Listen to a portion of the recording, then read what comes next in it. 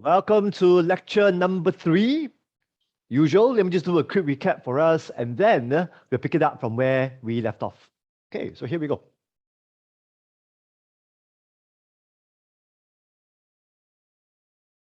Okay, so last week, what did we do? We continued to learn a little bit about how can we prepare ourselves before we even become a group counselor. This is where you can remember, I mentioned about this idea of you can help it. It's always good for you to be accumulating sufficient individual counseling hours before you even start to lead groups.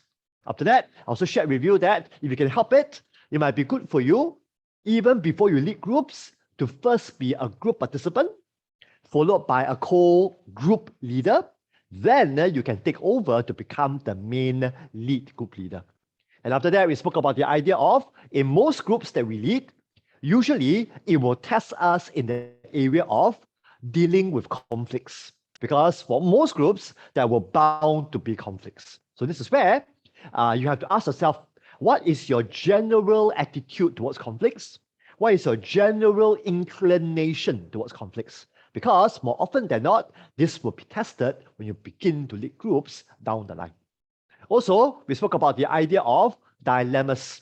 So once again, more often than not, in any group that we lead, members will be in different stages of change. Some members are super duperly hard up to change, whereas other members may still be contemplating whether they want to be changing. So this is where we have to be able to tolerate dilemmas, tolerate different pace of group members as we lead a group down the line. Okay, so that's what we spoke about as well. Okay. Then after that, what did we do? Then we spoke about a series of things like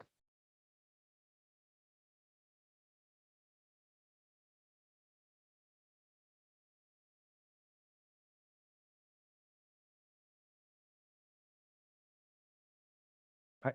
So we spoke about whenever we are leading groups, should we be adopting a leader-directed style or group-directed style? Well, in my opinion, more often than not, we will be adopting a mixture of both styles, depending very much on what sort of group are we leading.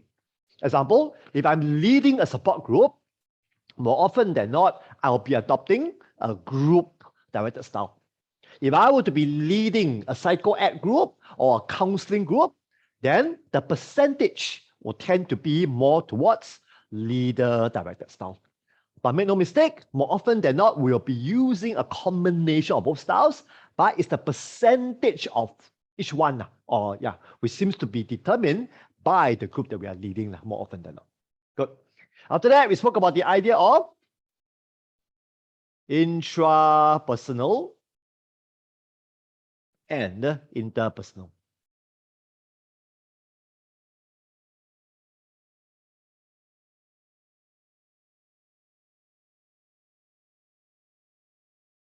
So once again, right, what do we mean by intrapersonal? Well, intra here, this word, refers to within, insides.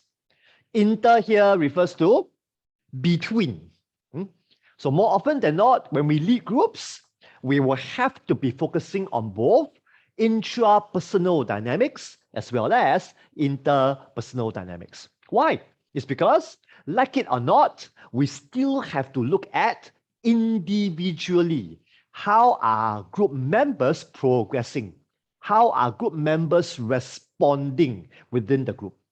However, we cannot be lost at the individual level without being aware of what is happening between group members. Because what's happening between group members will have a direct impact on how individual members are progressing or not progressing. So it's really about making sure that we take care of both, okay, rather than just focusing on one or the other.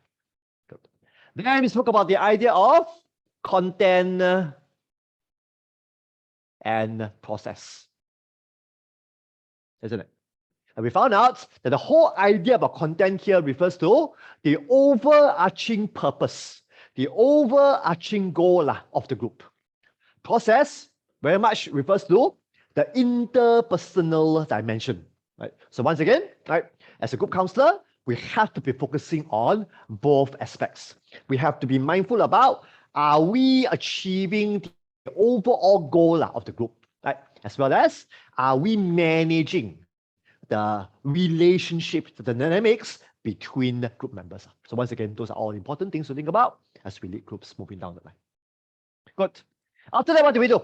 After that, we began to look into the requirements for the group assignment, isn't it? And following that, I began to introduce to all of you some considerations. What do I mean? Some considerations that would guide us in how should we be responding whenever we are leading a group. So come, let's do that. Let's recap that again. Yeah, well, that was the main thing that we spoke about last week. Okay, bring you back to whiteboard. Okay, if I may draw this diagram again for you, if you can remember.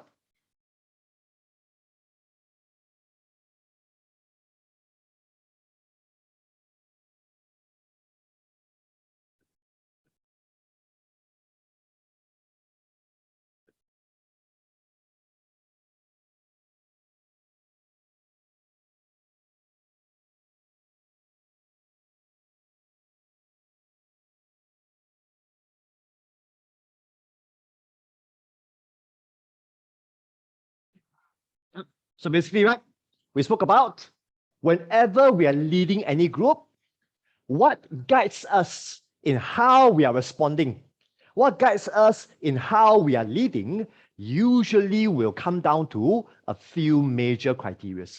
What are they? First criteria was all about this idea called intent.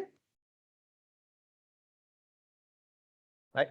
And we found out, right, that in counseling, more often than not, there are three intentions which we want to be achieving at different points in our group counseling sessions. What are they? First is all about the intent of to acknowledge.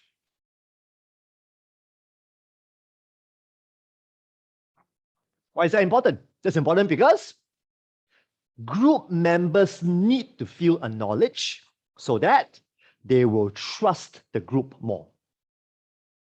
And you'll find that more often than not, at the beginning stage of any group, where trust is thin, when rapport is missing, wow, all the more we as group leaders, we have to respond in ways and means to really make our group members feel acknowledged, so that trust begins to increase, rapport begins to be increasing.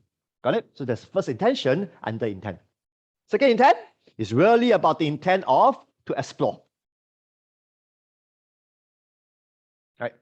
Friends, the whole idea behind counseling, right, whether are we doing individual or group, is we really want to provide a platform for our clients to explore areas of their life which they have not explored much before they come for counseling, isn't it? So once again, right, this particular intent to explore will more likely than not guides us in the way we respond, so that we are facilitating group members to be exploring different aspects of their life. Then we spoke about the idea of the third intent, which is the one that a lot of people fear in doing. The intent is all about this intention called to challenge. Right? So why? Why is this particular intent part of the intents? It's because more often than not, before a client is willing to make changes, before a group member is willing to make changes, he or she may need some challenging. He or she may need another person to challenge the way he thinks, to challenge the way he behaves, to challenge the way he feels, isn't it? And this person, more likely than not, could be a group leader. It may even be a fellow member who challenge another fellow member to rethink about things or to redo about things in their life. Okay? So once again, as a group leader, I want to figure out what responses I can use to challenge my client to make changes in their lives. Okay? Good. So that was the first consideration, intent. After that, what did we do? We then spoke about the second consideration, which is the who. isn't it? So this is where you'll find, right, that in group counseling is definitely way more complicated than individual. Individual counseling straightforward, isn't it? Under the who is who? Only the client. The one client sitting opposite me. He gets my fullest attention. That's it. But in a group counseling setting, the who becomes way, way, way more complicated. Right? There'll be times where I have to focus on an individual.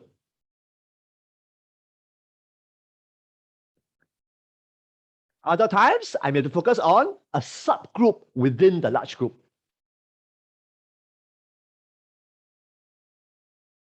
Other times, I may focus on the whole entire group. Isn't it? Right? So this is where counseling in groups becomes way, way, way more complex than counseling in individuals. So after the whole consideration, what's another one? Well, another one is the what consideration. So what do I mean by the what? Well, the what here tends to refer to what we want the client to talk about. So more often than not, we may want the client, the group members, to talk about their feelings. Feelings, right? Their feelings. Sometimes we may want our group members to talk about their behaviors. Isn't it? Other times, we may want our group members to talk about their thoughts. And yet other times, we may just want our group members to talk about their experiences. Okay. So you're probably going to ask me, right? So Lawrence, what do we mean by experiences? Very simple. Experiences tend to be the macro picture. The macro, that means macro, the wider picture. Okay. Whereas feelings, thoughts, and behaviors, they tend to be a bit more micro. So experiences can be, my marriage is falling apart. That is macro. Oh, my job is going downhill. That's macro. Okay? If I want to go a bit more, so John, could you tell me more about how are you feeling specifically as your marriage is falling apart? So now,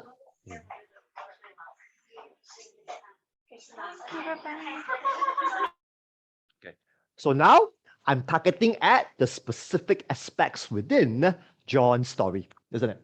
Another example, I could ask John, so John, even as you are telling us about your marriage falling apart, how are you coping? What are some behaviors that you are doing, that you are using to cope with your marriage breaking down? Notice, now I'm asking a more specific question targeting at behaviors. Got it? So experiences tend to be more macro, whereas thoughts, feelings, and behaviors tend to be a lot more micro. Okay? But more often than not, we'll be getting our client, our group members, to be talking about different aspects of the what at different points in the group sessions, usually. Okay, good. Okay, then we spoke about what? We spoke about the next consideration, which is the when.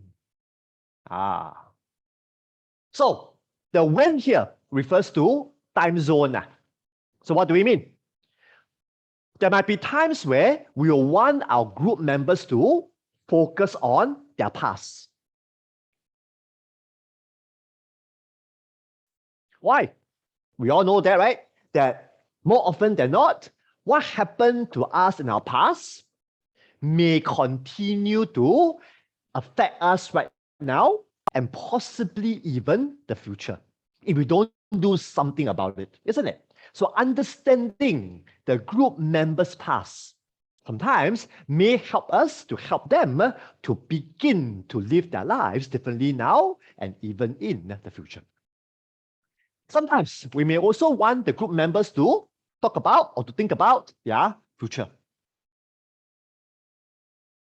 Why? It's because we want them to begin to set goals. We want them to begin to envision What kind of life do they want to be living down the road? So that as they become clearer about the future, that may help them to get their act together right now. Got it? So exploring the client's future sometimes is the way to go to facilitate the client or the group members to start to make changes in their life, the future. Yet other times, we just want the group members to what? To focus on the present. And sometimes even the here and now. Got it? Difference? Present could be what happened to you today. Describe to me your day today. That's present. Here and now, what are you feeling right now? What are some of your thoughts that you're having at this moment? So this is the difference between present and here and now. So people could ask me, right? So Lawrence, why your counselor so long-winded one, isn't it? So complicated one. Present, why must focus on here and now? Well, here and now is where we are really trying to get the client to be more mindful about the moment to moment. So those of us who are into mindfulness, you probably will know, isn't it? That when we are more mindful about the moment to moment, what happens? We tend to make better decisions about our life. Simple example, I was talking to a friend of mine who was talking to me about how to prevent road accidents from happening all over the world, basically. And so our conversation basically came down to one thing, which is what?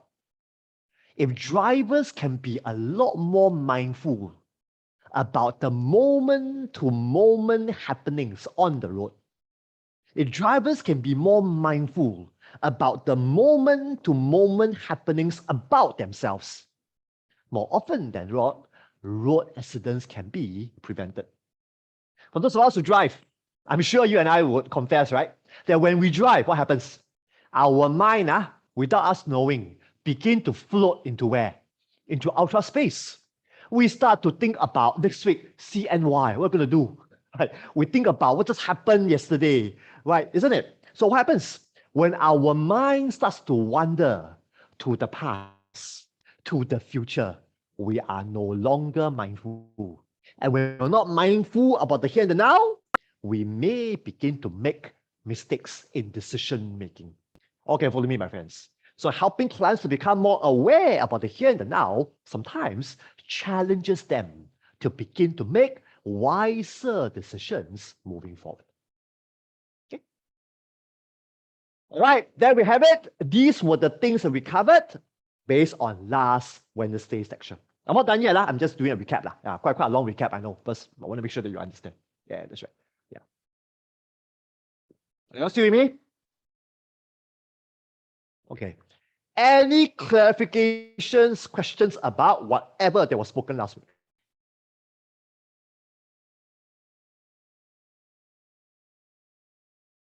All clear so far?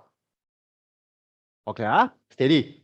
So now, let me complete the final consideration, and then we'll move on from there. Okay?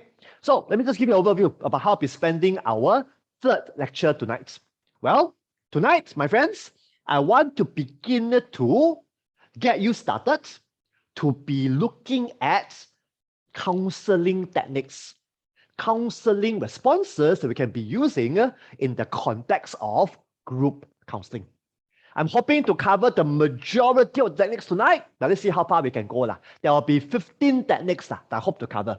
So I hope to cover most of them tonight and then see how far we can go. I will then continue to cover the rest of them once we come back from our CNY break.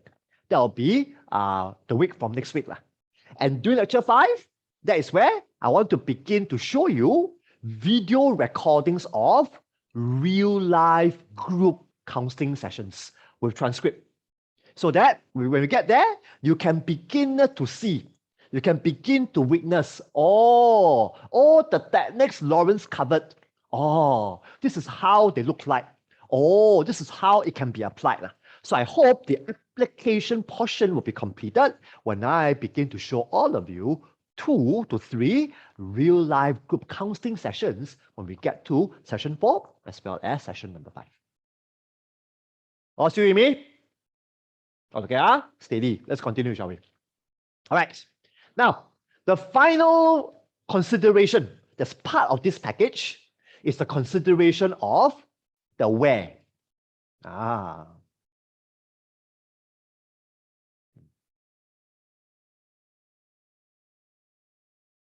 The where. Friends, when you look at the word where, you should be thinking about location. Correct?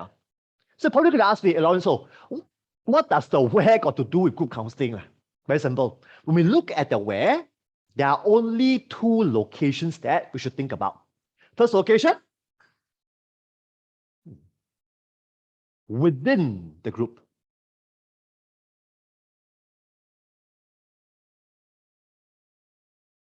Within the group. Second location, outside of the group.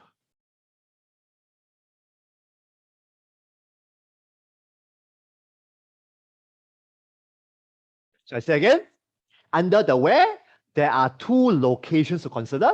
First location, within the group. Second location, outside of the group. So what do I mean? Let me explain to you a bit more. My friends, more often than not, right, when we are leading groups, we have to consider about how is each group member experiencing the group within the group session. Also, we need to be asking our group members, how are things like outside of the group? Why? Because the whole idea about counseling is to make a difference to their life outside of the group, isn't it? No point you come, I come every week. We talk, we plan, we plan. After we leave the group, nothing happens outside of the group. No point. So the whole idea behind counseling, whether is it individual or group counseling, is whatever that we do within the group, it should make a difference outside of the group. So that's the reason why, right, when we do group counseling, we need to always be asking the group members, oh, so guys, how are things happening in your marriage outside of this group? Even as we've been meeting week in, week out, month in, month out, how are things in your marriage outside of our sessions? This is where I want to really invite my group members to talk to me more about how are their lives outside of our group sessions. But sometimes again, if I sense that there are some tension going on within the group, I will ask, oh, John, even as you were confessing to the gang of us just now about how you betrayed your wife, I wonder, how does it feel for you to share this intimate detail of your life within the group? Got it? So sometimes I want to also be inviting my group members to talk about how are they within the group. Because that's important in making them feel not judged, in making them feel comfortable to keep coming for the group rather than to be dropping out of the group. That's why having these 2 locations in mind becomes very critical in the way we do group counseling. So far, are we okay? Okay, good. My friends, this is where, right, you will soon discover that all these considerations, right, is much more complicated than meets the eye. What do I mean? The way I explain all these considerations, I did it one by one, isn't it? I talk about intent, I talk about the who, I talk about the what, I talk about the when, I talk about the where, right? I did it individually, isn't it? But more often than not, during counseling sessions, we will be thinking about all these considerations all at one go. In other words, something happened in the group, I have to ask myself, okay, so right now, right, what intent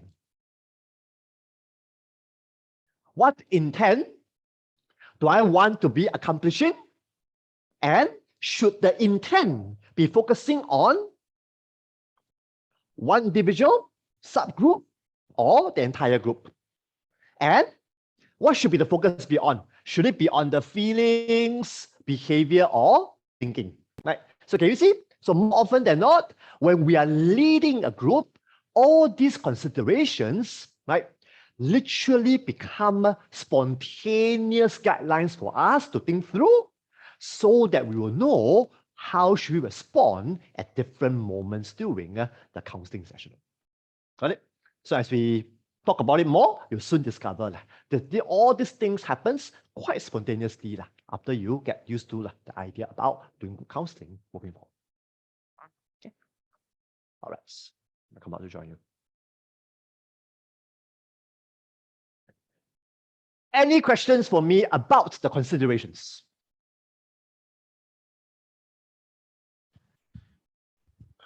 Lawrence? Yeah, you were talking about the within and outside the group. Yes. Right. How does it work with young people in a sense? I mean, I had experienced this week, and of course we've been doing it. We're going to be doing it for the next 2 weeks. We are. I mean, I volunteer in one of the group and so we do a session, and then from the session, outside the group is like basically telling them that there are people outside to your institution counselors who can also speak to you, because we are talking about mental health. Yeah, is that outside the group or when you're talking to young people? Okay. So pretty very simply, when we talk about outside the group, we are really talking about how are their lives going on outside of the group counseling sessions. Okay. So this is where, right, we are always trying to keep tab on whether whatever that we are doing within the group, is it making a difference to their life outside of the group sessions or not? Oh, okay. Because, my friends, how do you know whether the cheesecake is cheesy or not? You have to eat it, isn't it? Same thing here. How do we know whether our group counseling sessions are effective or not? We have to inquire about what happens to their life outside of the group, isn't it? So if outside of the group, their life is haywire, their life is spiraling downwards, their life is going bonkers, then we probably have to rethink again. Whatever they're talking in the group, is it really still relevant? Is it still impactful, whatever not? So it might mean that we have to do something to make changes within the group so that the outside of their life can become way better. That's what we mean by it. Okay, makes sense. Thank you. Oh, thank you. Okay. Good. Other questions, clarifications about what I just shared?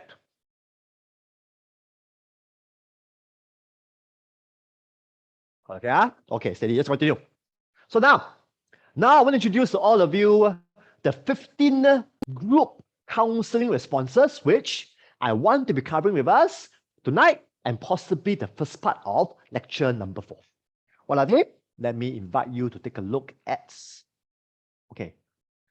Last week, Kevin will have emailed you 2 things. She have emailed you the guidelines to group assignment, and there was also the first handout that she emailed to you. Let me show you what that is.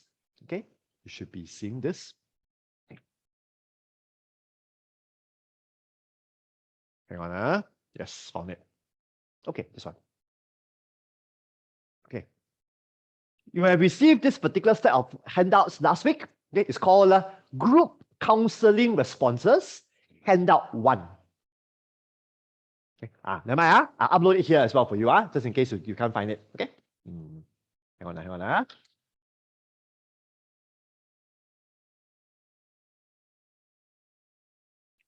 Give me a sec. Okay, yes, found it. Okay, here we go.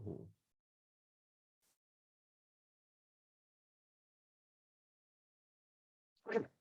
If you can't locate it from your email, don't worry, you can download it from your Zoom group chat. You will see there's a PDF file that's just uploaded. It's called Group Counseling Responses, bracket handout 1 student. You can download that.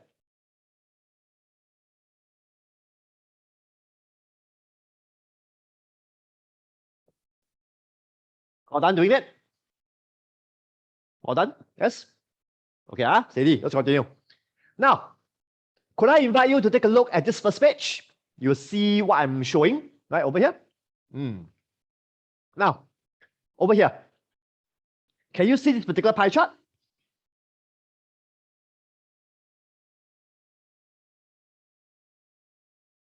Okay, so this pie chart basically depicts for you the 3 intents, which I covered last week and a recap just now. Notice the 3 intentions. First one, to acknowledge. Second, to explore. The third, to challenge. All still with me? Okay, continue. Then, can you see the inverted triangle here? Show you. Yeah. You will see that the other considerations are depicted in this inverted triangle. First, the whats. Can you see? Under the what? We have experience, we have feeling, we have thoughts, and we have behavior. Then we have the when. Down here, no space. The authors only included the word immediacy. My friends, what does the word immediacy means? Very simple. The word immediacy comes from the word immediate. I say again, the word immediacy comes from the word immediate. My friends, when you look at the word immediate, what is the time zone that you should think about? What is the time zone you should think about when you look at the word immediate? Like present, right now. Thank you very much. So immediate here refers to the here and the now. Right? So the authors intentionally just put immediacy. But of course, we now know that under the when, there are also other time zones as well. So it could be the present, the future, as well as the past. Okay. Then can you see the where? The where? All the authors put was the word context. Very simple. So put it very simple. So the context here just refers to, it can be within the group. It can also be outside of the group. Okay. And of course, finally, the who, down here, can you see? Authors included the group, entire group. It could also be a subgroup, or it could also be an individual member within the group. Got it? Nothing too new. I already covered all this just now and last week already. So far, still with me. Okay, continue. So now, I want you to focus on the table at the top. Come, show you. Here. Down here. My friends, this particular table, right, depict for you the 15 group counseling responses I'll be covering tonight, as well as the first part of lecture number 4. Okay, these are the 15. Okay. Now, the authors actually categorize these 15 responses into 4 categories. I say again, the authors of the book actually categorize these 15 responses into 4 categories. So what are the 4 categories? Now let me bring you back to your lecture slides to walk you through the 4 categories. Come, let's do it together. Hey, Lawrence, sorry. Yes. Question. You Yes. know the triangle diagram at the bottom that you just Yes. showed?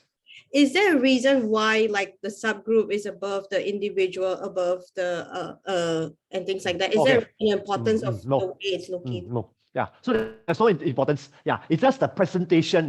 That's all. So there's no importance. Yeah. So in my opinion, all the considerations are equally important. Yeah, that's right. So the who, the what, the where, the when, all are important. Not one is more important than the other. All are important. Yeah, that's right. Okay, cool. Okay, now let's move on. Bring you back to the slides. Okay. I'm now looking at lecture 2-4. Okay, 2-4, good. So now, here we go. Okay. Now, if you want to read more about the 3 intents, it's all described in this particular slide 3 and slide 4. So you can see, right? So slide 3 talks about to acknowledge, what does it mean? Slide 4 talks about to explore, what does it mean? To challenge, what does it mean? So it's all captured in these 2 slides. Okay. You want to find out a bit more about the other considerations under the who, so you can read about it. Under the what, you can read about it. Under the where as well. And of course, under the when, you can read at slide number 7 as well. So all these are all just readings for you to read if you want to go a bit deeper to understand all these different considerations. So now, focusing more on the next slide. So as you can see, just now the table already showed you the 15 group counseling responses in the table that I just showed you. So now let me just quickly cover with you the categorizing of these 15 group techniques. Okay. First category is called essential responses. Okay. Yeah. And under this category, right, there are 2 major responses here. The first response will be this response called opening and closing, okay, which we'll cover in a moment, followed by attending. Okay, so I say again, so there are 2 techniques that falls under the first category. First technique or response is called opening and closing. Second technique is called attending. Okay, good. Then we come to the second category of skills. What is it? The authors use the word passive responses.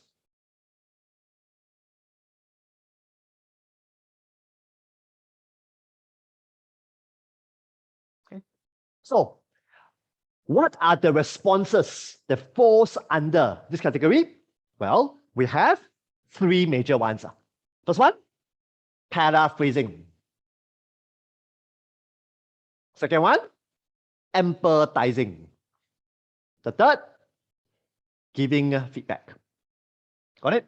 So these 3 responses, these 3 techniques falls under the second category called passive responses. So far still with me? Anybody lost by now? Okay, continue. Now we get to the third category, which is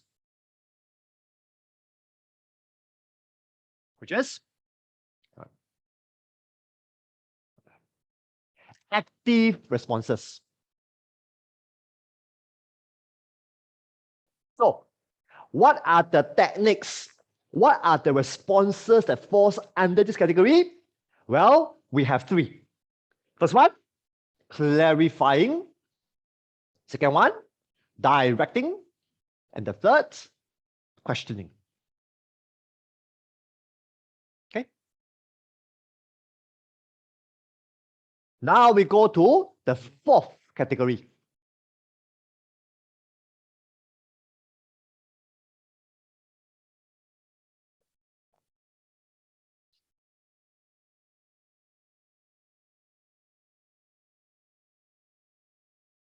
Category, the authors call it interpretive responses. Interpretive responses. And under this category, we have quite a few responses. We have quite a few techniques. What are they? The first one, feeling a hunch. Second one, noting a theme.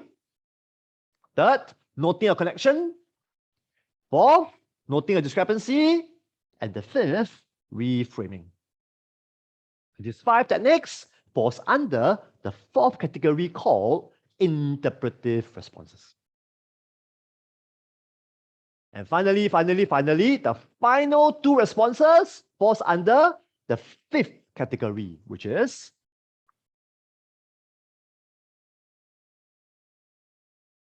discretionary responses. And the last 2 that falls under this category, they are allowing silence as well as self-disclosing. So all in, all the 15 responses, all the 15 techniques, they are all neatly categorized in each of these 5 categories.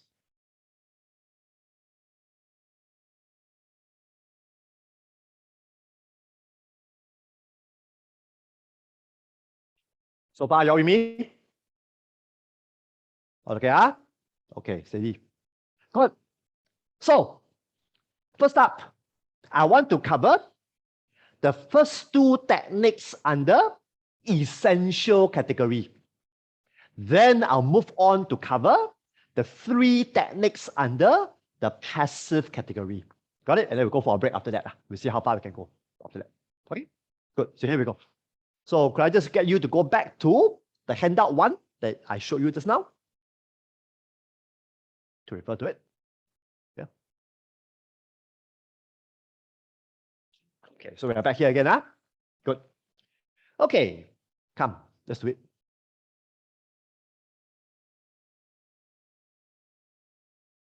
Okay, could I invite you to read, to come to this particular page 28. You will see this heading called opening or closing. All found it? Opening or closing? Okay, good. So could I just invite you to read through this particular page 28, spilling over to page 29, okay, stopping at 29 will do. So hold page 28, hold page 29, then we'll talk about it. Okay, yeah.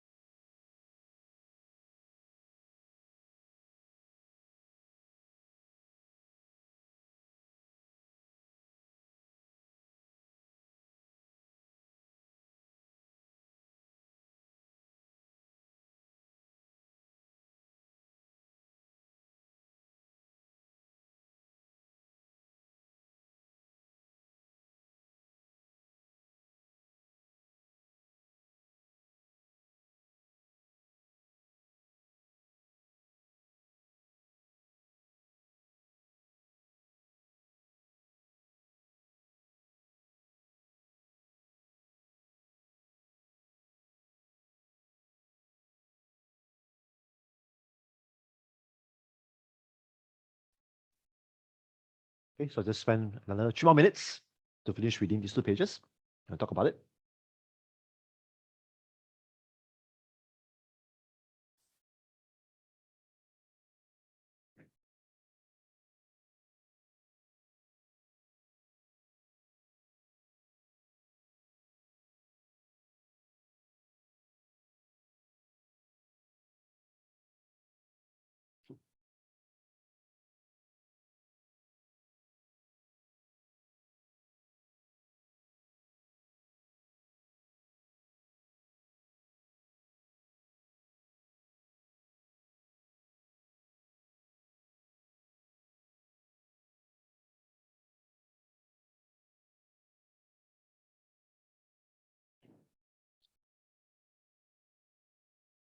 Okay, let's talk about it, shall we?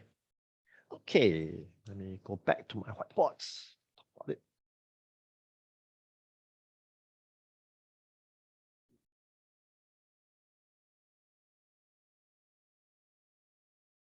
Okay, first up, let me unpack the first response, the first technique, which is this technique called opening.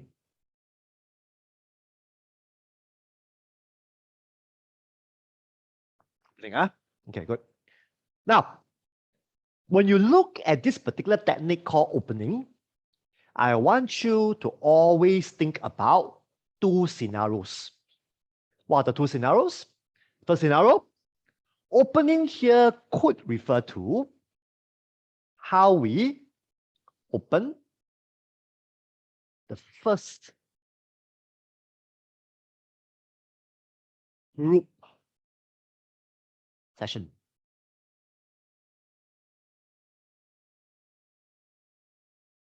I say again, when we look at the technique opening, it could refer to the first scenario, which is how should you and I open the very first session in our group counseling program.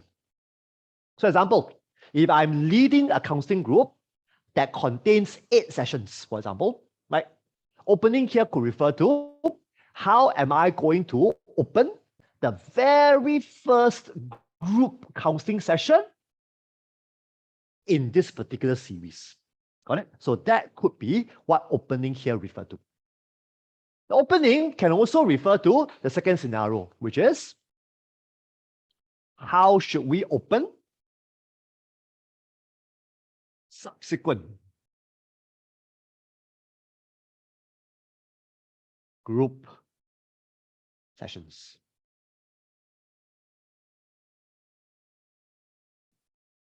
Okay, so how should we open subsequent group sessions? So, simple example again, right? If I'm running a counseling group for 8 sessions, right? So, opening here could refer to how should I open the first session of the 8? Opening here can also include how should I be opening session 2 all the way until session number 8. Up to this point, you can follow me, my friends. So you're probably going to ask me, hey, Lawrence, why are you so particular? Why are you seemingly splitting hairs here? Is there really a difference here? My response, there is. What do I mean?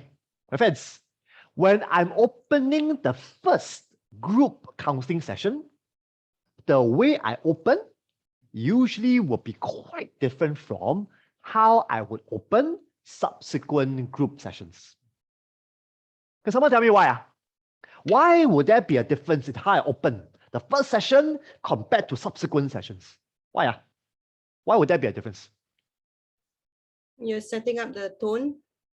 You got it. That's right. Because we're all new, isn't it? Because we're all new, how I begin the first session will be critical. If I do a good job, guess what? When we come back again together, the subsequent opening can be a little bit less formal. It can be a little bit less elaborate. Got it? That's why there's always a difference in how we open the first session within the series. Got it? So there's always something to remember. Now, I will come back to share with you how I would open the very first group session under the topic on stages of group development.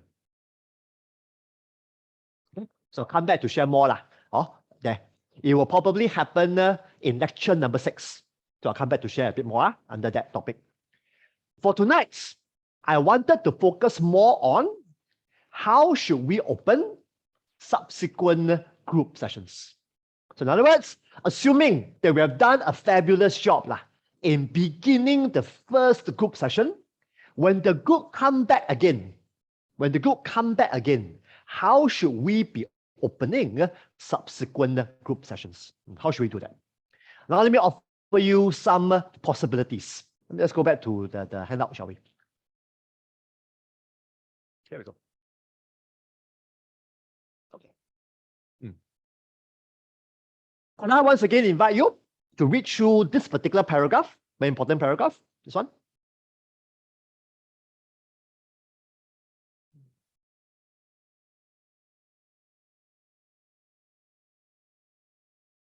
Okay. This paragraph.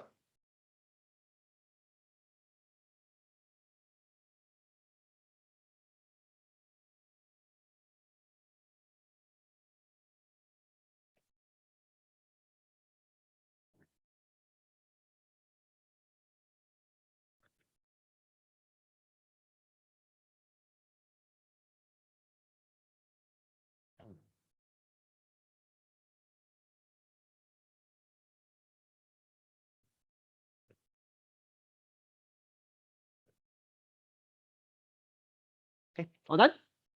Okay, let's talk about it, shall we? Okay. So basically, right, in this paragraph, the authors actually propose 4 ways. 4 ways in which we can use to open subsequent group counseling sessions. Okay, so let me begin by talking about the second and third way, and I'll come and talk about the first and fourth way. So here we go. Now, let's take a look at the second way, shall we?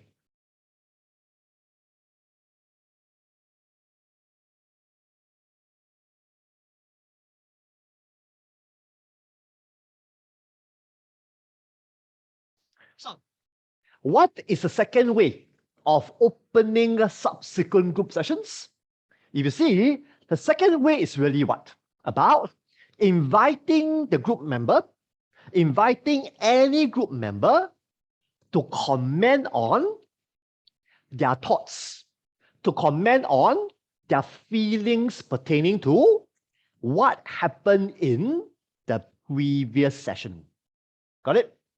So I say again, so the second way to open the subsequent sessions is to give the group an opportunity, for anyone in the group to share about maybe there are some afterthoughts about the last session. Maybe last session, they got something that they wanted to say. Alamak, no time to say. So they might be dying to say right now. Or it could even be that after they left the group, the session last week, wow, they went back home, they thought, wow, they got new inspiration. Or they might even be triggered based on certain group members' input in the previous session. Whatever that might be, we just want to follow up on what transpired in the previous session and to invite any group member to begin to share about their thoughts and feelings pertaining to that. Can you all follow me so far, my friends? Okay? So that is one way that I use a lot in my work. Because, like it or not, every session is always connected to the previous. So macam maybe similar to Korean drama. Those of us who are die-hard K-drama, right? You will know, right? If you happen to miss one episode, you cry, isn't it? You can't follow. Same thing. So group sessions tend to be linked up or connected with the previous one. So we're trying to make that to become obvious for our clients. Okay? So that could be one. Okay, good. Then another way that we can begin, or another way that we can open subsequent sessions is using the third idea. Here. This is something that I love to use. This one. Number 3. Where we may want to ask the group to talk about what? Progress or difficulties they experience during the week. So example, right? Let's say I'm running a weekly group counseling session about anger management. Let's say this particular program runs for 8 weeks. Let's say now we are at session 3. What do? If I were to be using the third method to open session 3, I would say, well, guys, before we get into today's topic, I'd like to ask, could each of you briefly talk about how much progress have you made since our last group session last week in your anger management issue? What am I doing? So now I'm inviting whoever within the group to report about progress. Can you all follow me, my friends? Now, as I focus on progress, right, what am I doing? What is the location here? The where. What's the where? The where is really about outside the group, isn't it? As I get the group to report to me, since last session and today, tell me about progress. So I'm forcing every group member, if they're willing to report to me when they leave the previous session last week till today, have they been making any progress in their life? So I'm getting them to account to me whether outside of the group, was there any progress or not? Got it? Very important. And if I were to use this opening, what is the who? When I say, I would like every one of you to share the progress that you have made in your anger management since the last time we met last week. What is the who? The who here is individual, isn't it? So I am targeting, I'm hoping, I'm praying that every single group member, hopefully, will spend some time updating the whole gang of us, their individual progress. Okay, follow me so far, my friends. So the who is there already, Good. How about the what? When I say report about progress, my friends, notice the word progress here seems to be quite generic, isn't it? So I guess I'm open for the client to tell me anything under the what. Some group members may say, oh, Lawrence, last Wednesday, I was this close of slapping my wife, but I didn't, I actually walk away. What's happening here? This client, this group member, seems to be telling me about an experience, but more importantly, a behavior, isn't it? Yeah. So as I begin the third opening, right, I am leaving the what's for the group members to tell me. So some could tell me an experience, some could tell me a behavior, some could tell me a feeling, up to them. But the whole idea here is whether they tell me an experience, a thinking, a behavior, or whatever, it needs to be linked to the topic of progress in anger management. Can you all follow me so far, my friends? So that is the what. So far, what did I cover? I already covered the where, outside the group, the who, individual. The what can be any of the what, isn't it? How about the when? I'm sure you know, right? The when is the past, isn't it? Since last session till today, it is the recent past. That is the when. And finally, what's missing? The intent. So what do you think is the intent? Well, the intent is really to explore. I want every group member to explore. I want every group member to explore with me, right, the progress that they have made since last session all the way till now. That could be one intent. Another intent could be I am challenging every group member to report progress to the group. So if you ask me, the intent behind this third opening strategy is It's a combination of explore and also challenge. Am I making sense to all of you? So can you see how, right? All the considerations, when you put it all together, it will guide us in how should we make a response. In this case, how should we open the third session within the group session? Okay. Yes, Mira, go for it. Sorry, I didn't see your hand. Your hand was camouflaged in the forest. Yes, go for it. First of all, you look very handsome because you cut your hair. Thank you. Okay, continue. Yes. 新年快乐 for next week. Okay, my question is, okay, the first opening should be, it's more to inviting group members to share their feelings or behavior or anything regarding the last session, right? For example, the previous session. And the second. Talking about the second. Okay, no, I haven't covered the first yet. So far, I only covered the second strategy and the third strategy. I haven't covered the first one yet. So sorry. So the second strategy is more to inviting the group members to share their previous, to share about what happened in the previous session. The previous session. You got it. That's right. Yes, we got it. The strategy is more to the progress that they made Yes, during you got it. from the last section to this session, is it? Right. That's right. You got it. That's right. Right. That's all. Thank you, Mr. got it. Lara. No problem. No problem. Okay, good. Can Good. Other questions for me? Quite clear, right? Yeah. Let me teach you a trick. Okay? Sometimes, right, one way to talk about progress in a more concrete way is to use a scale. You know a scale? Come, let me draw for you a scale.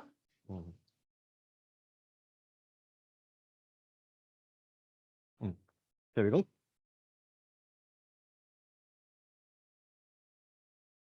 A scale. Okay.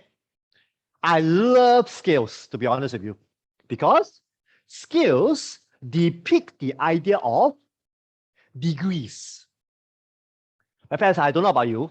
I'm a firm believer that human beings, we like to think in either or terms, isn't it? We like to think about what? Either I'm happy or I'm not happy. Either I am depressed or I'm not depressed. Either I am angry or I'm not angry.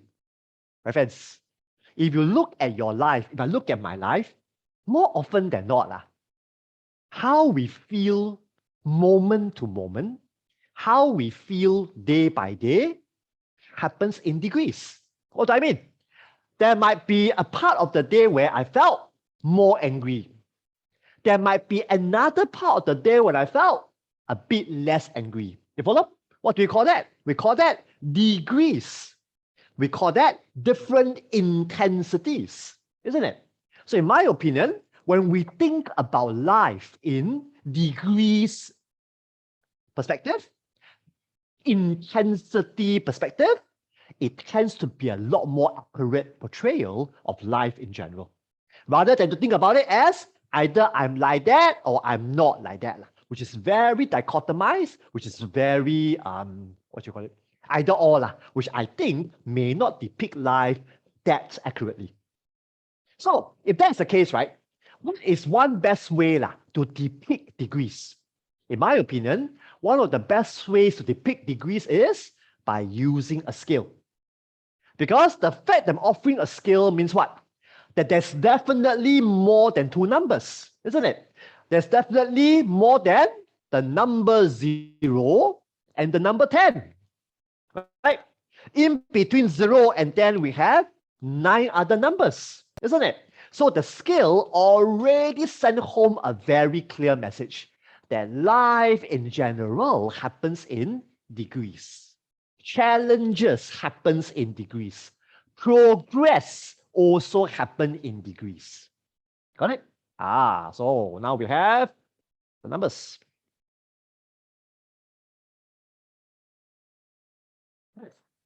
So what do I do? First thing I do, demonstrate to you. Let's say now I have the group, the whole gang with me. I'll say, okay, guys, right? Well, why not we begin today by thinking about progress? Then I will say, well, I would like each and every one of you to think about progress to be on a scale.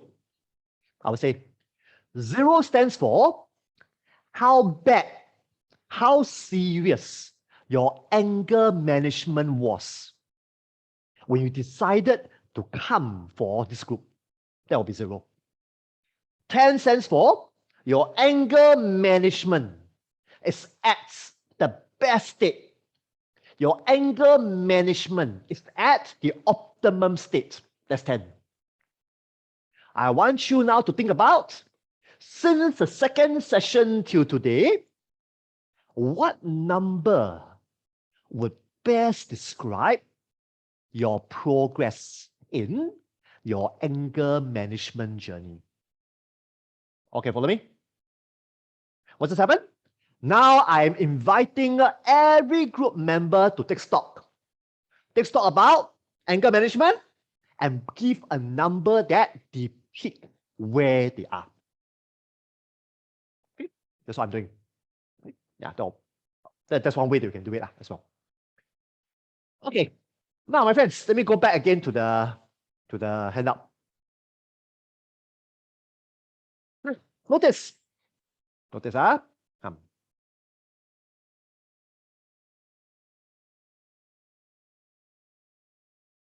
Yes. The authors put two words there, isn't it? Progress or difficulties, isn't it? Now, for me, I tend to like to replace the word or with the word and. What do I mean? Typical flavor for me is I always begin subsequent group session first exploring about progress. That's always my pattern. Okay. After that, then I will explore difficulties. Okay. Some other counselors, they will do the opposite. They will explore difficulties first, then they will explore progress.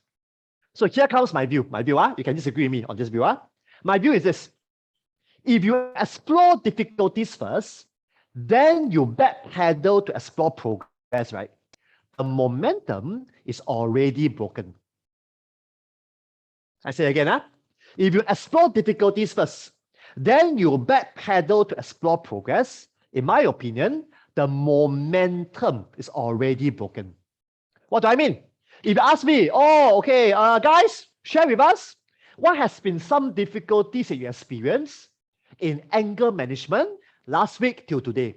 Let's say now all of them tell me problem after problem, difficulty after difficulty. After that, I say, okay, how about progress? I think it's going to be very difficult for them to think about progress now. Don't you think? Right? So that's the reason why for me, I tend to do it this way. Explore progress already, then we talk about difficulties. Okay? Now, if you use a scale, lagi easier. Now let me demonstrate to you how we do it. Go back to the whiteboard again. Okay. Let's say for example, let's say for example, there's a member in the group called John. Okay? John reported to me, right, that since last week till this week, he will give a number 4. 4. Okay? 4 to depict the amount of progress he has made. Let's say he give a number 4. Now, after I got him to report about progress already, right? If I want to now talk about difficulties, how can I do it?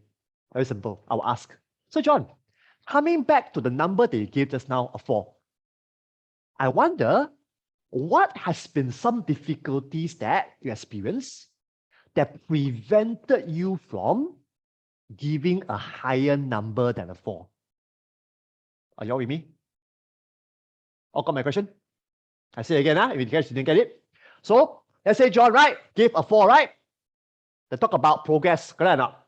After I got John to tell me about the 4, right? The progress, the 4, all the progress. Now, if I want John to talk about difficulties, how do I do it?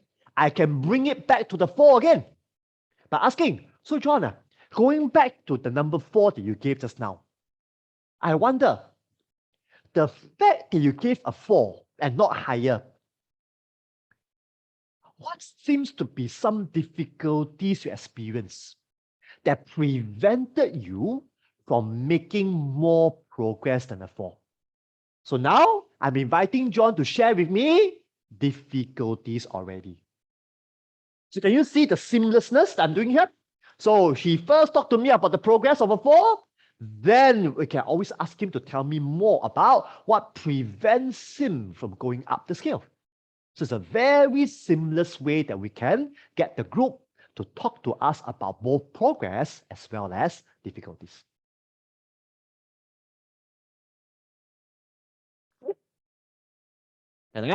Okay, steady. Okay, let me go back to the handout. Okay. So far, right? We spoke about number 2. Sorry. Wait, hang on. Spoke about number 2.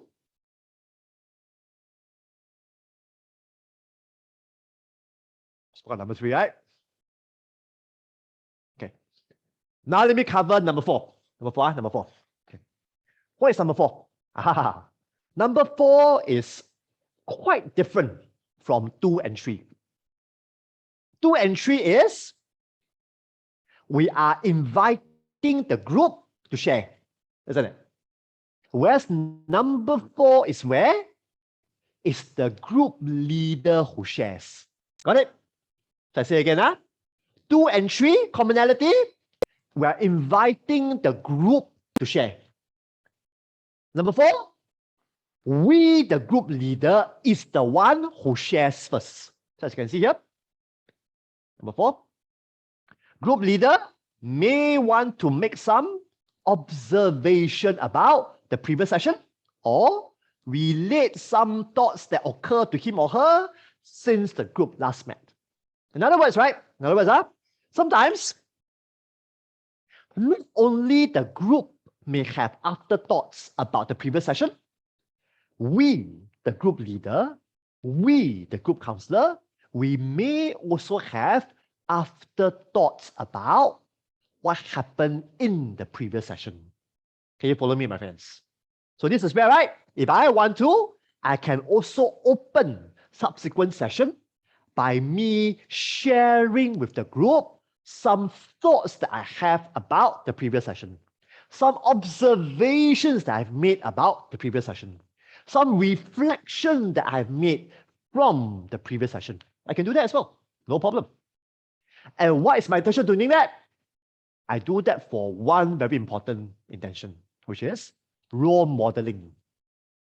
Role modeling means what? As I share my observation, as I share my thoughts, as I share my reflection, I am role modeling to the group that I would like them to do likewise in sharing their observations, in sharing their reflections as well. Can you all follow me so far, my friends? So if you're into MMA, I find, okay, doing number 4 followed by number 2 is a very nice 1-2 punch. I show again, doing number 4 followed by number 2 is a pretty good 1-2 punch. Okay?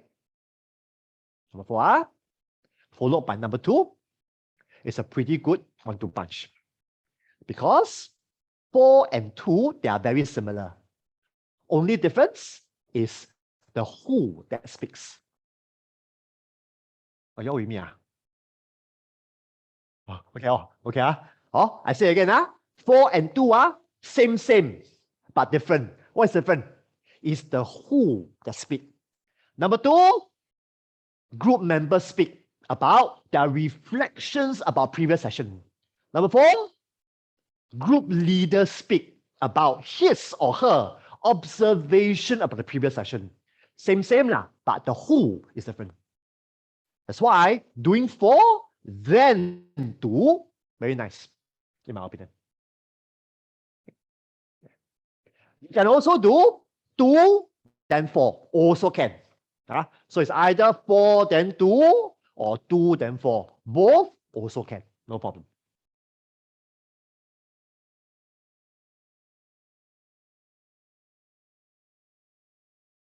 Okay. I pause for a while. Questions about what I just spoke about for 2, 3, and 4 before I cover number 1.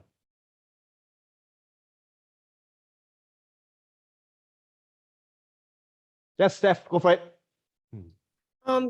Just a very logistic question. Like normally, Yes. how long do y'all spend on the opening session? Because good. if you ask Very good everybody to question. share about how Yes. they feel about the last session, Yeah, plus what's difficulty, the progress, Yes. it can lead your whole session that way. A very, very, very, very good question, Steph. You may think it's logistics, but it's a very good question. Because it's timing that we're talking about here, isn't it? Now, here's my view. Once again, you're free to disagree with me. Okay.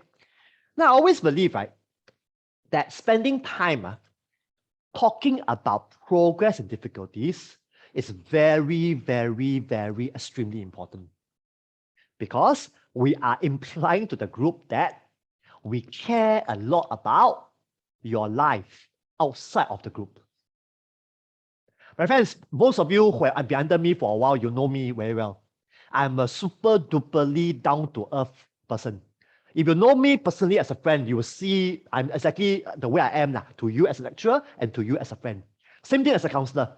I never believe, right, that counseling should be just talk about change in the session. I'm more bothered about what's happening in your life outside of the session. That's the reason why, right, for me, I always believe in dedicating time to really check in with every group member about what is happening outside of the session. Okay, but some counselors disagree with me. They say that we should spend more time equipping them with more skills. We should spend more time equipping them with more knowledge. I think that's important, but I feel that knowledge and skills will only be relevant if they're applying them what. So as they tell me about progress, as they tell me about difficulties, guess what? I'm also killing another bird. What's the other bird I'm killing? I'm also getting feedback about how much of what I shared are they really applying? How much of what I've taught them are they really using? Isn't it? So if they all tell me, Alamak, Lawrence, let's say, then give me number 2 on the scale. And as I ask them difficulties, they all tell me, wow, Lawrence, what you taught us, wow, no practical one, go back home or feedback. So guess what? Talking about progress difficulties will also tell me about what else should I be covering with them in the session moving forward as well. That's why for me, I tend to spend at least 20 minutes, okay, really reviewing about progress, and maybe another 15 minutes really reviewing about difficulties. Because for me, usually, right, group session, I'll normally meet them for 2 hours. In between, there'll be a break. Usually for me, sometimes I will lead a group session for 90 minutes. There will be also a short break in the middle. I never ever let, besides teenager group, we don't say, adults, I've never led a 1 hour group for adult groups before, never. For me, benchmark is either 90 minutes or 2 hours for me. Teenager, of course, will be shorter. It could be an hour with no break. Sometimes also, we'll talk about that later. But that's what I typically would do. So out of the 2 hours, I will dedicate close to half an hour or so, really just talking about progress and difficulties. Yeah, so for me. But like I said, if you talk to 10 counselors, they probably will share different views with you. But my view is I really emphasize a lot on progress and difficulties a lot. Because I really care a lot about what is happening in their life outside of the group, which to me is very important. Okay. Good question, Seth. Yeah, it's a very good question. It goes beyond logistics here, really, really. It goes beyond that because it tells you about the emphasis that the group leader has about what's more important. Also, that's a lot more important. Okay, quickly moving on. Now, let me backpedal to talk to you about number 1. Let me tell you why I left number 1 to the last, okay? Let me tell you now. Let me go back to my handout again. Now, what's number 1? Number 1 is about what? Number 1 is about asking the client to set goals, isn't it? Asking them, what you want from the session, isn't it? Right? So here's my view. I always feel, right, that asking the group to set goals will become more meaningful after we do a review about what happened, isn't it? So I say again, I always believe that what will make setting goals more meaningful is after we help the group to do a review. That will make the goal setting more meaningful, in my opinion. So how do I integrate number one then? Now let me show you how I do it. Okay, this is typically what I'll do. Typically, right, I will bring number one after I've done number three.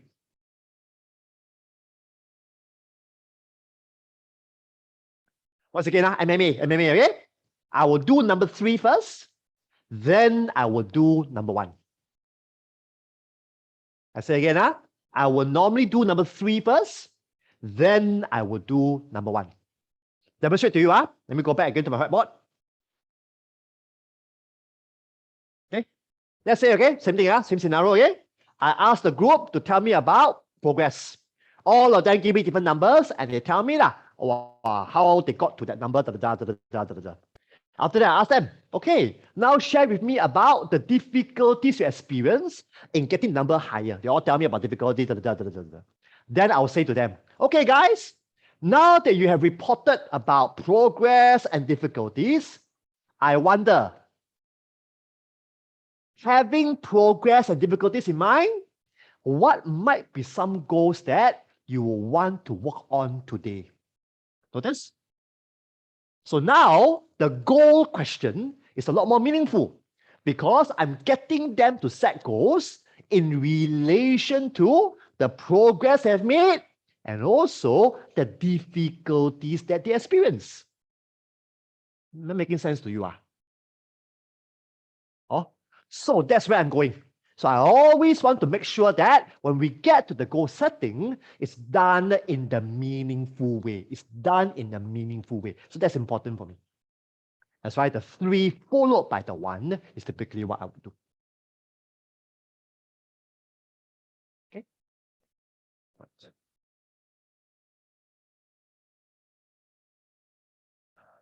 All right.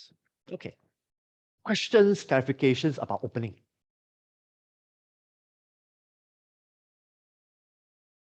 Okay. Now, let me quickly introduce to all of you closing, and then we go for break, okay? Let's just introduce us. I will come back to elaborate more about closing after break. Now, let me just introduce closing to all of you first. Okay, so here we go.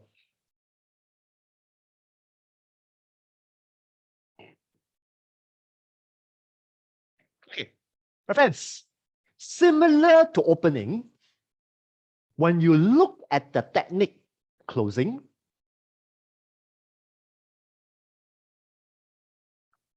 I would like you to think of two possible scenarios.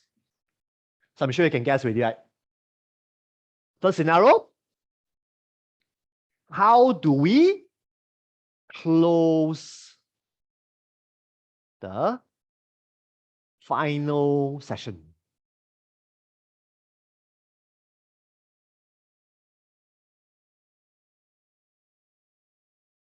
I say again, closing here could refer to how do we close the final group session? My friends, in group counseling, we have a term. What is the term? The term is called termination.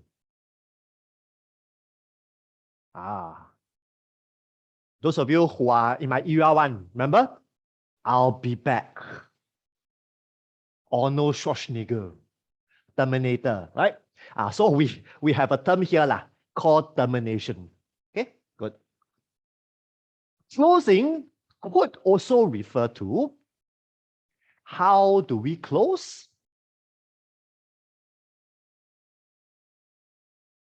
every group session besides the final session.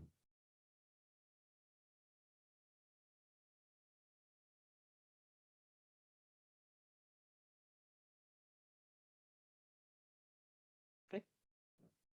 Example. Same thing. Let's say I'm leading a group of 8 weeks. Okay, 8 weeks. It's a counseling group targeted at helping the group members to manage anger better. Closing here could refer to how do I close every group session from session 1 all the way to session 7. Got it? So that could refer to closing. Closing could also refer to how should I terminate the group at session number 8. Can you all follow me so far, my friends? One second question for you to think about. Is there a difference in how I terminate at session 8 and how I close the group from session 1 to 7? Is there a difference? There is, isn't it? What's the main difference? When we are closing off the final session, my friends, there's a lot of things we have to do. Things like what? Things like saying goodbye. Later, I'll share with you a lot. I like to do rituals in my group. Things like doing a review of the whole entire journey. Things like planning for the future after the group terminates. It's a lot of things you have to do. Whereas when I close off other sessions, 1 to 7, not that much things to do, to be honest with you. Can you all follow me, my friends? So once again, I will cover this scenario when under the stages of group development. Okay, I will cover this right under the stage called the final stage. It'll probably be happening either lecture number 8 or probably even lecture number 9. Okay, so I'll cover that. I will share with you in great detail how do I close off the final session within the whole group program, basically, the termination part. So we'll get to that later. Okay. Okay. Questions about what I just covered? What was clear? Okay. All right. Time check is now coming to 8:30. You can be back by 8:40. We'll pick it up from there. Thank you so much. See you guys in 10 minutes.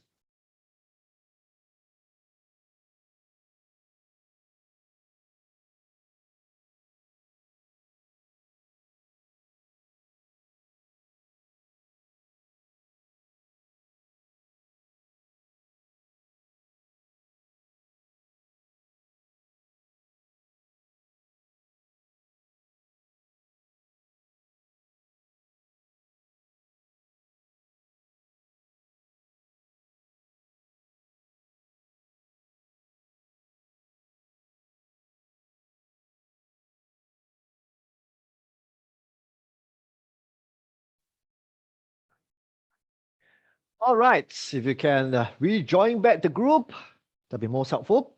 Thank you so much for doing that.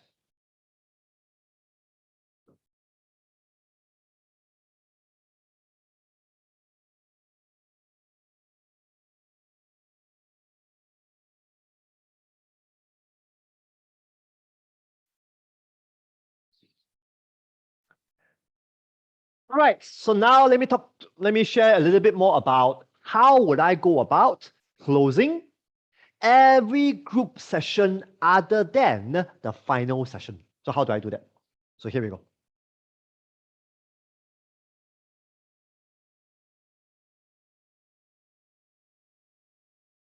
So now we are focusing on here, this part. Okay, this part. Okay. Okay, so how do we do it? So here we go. Now for me, usually, there will be 3 major things that I would do whenever I close off any group session other than the final session. First thing I would do is I would normally attempt to do a summary.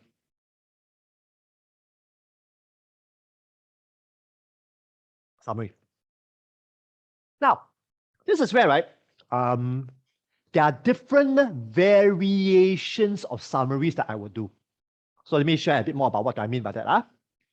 Now, usually, right, when the group is still bonding, when the group is still building rapport, normally, I would be the one that would do the summary at the end. That means it will be leader initiated.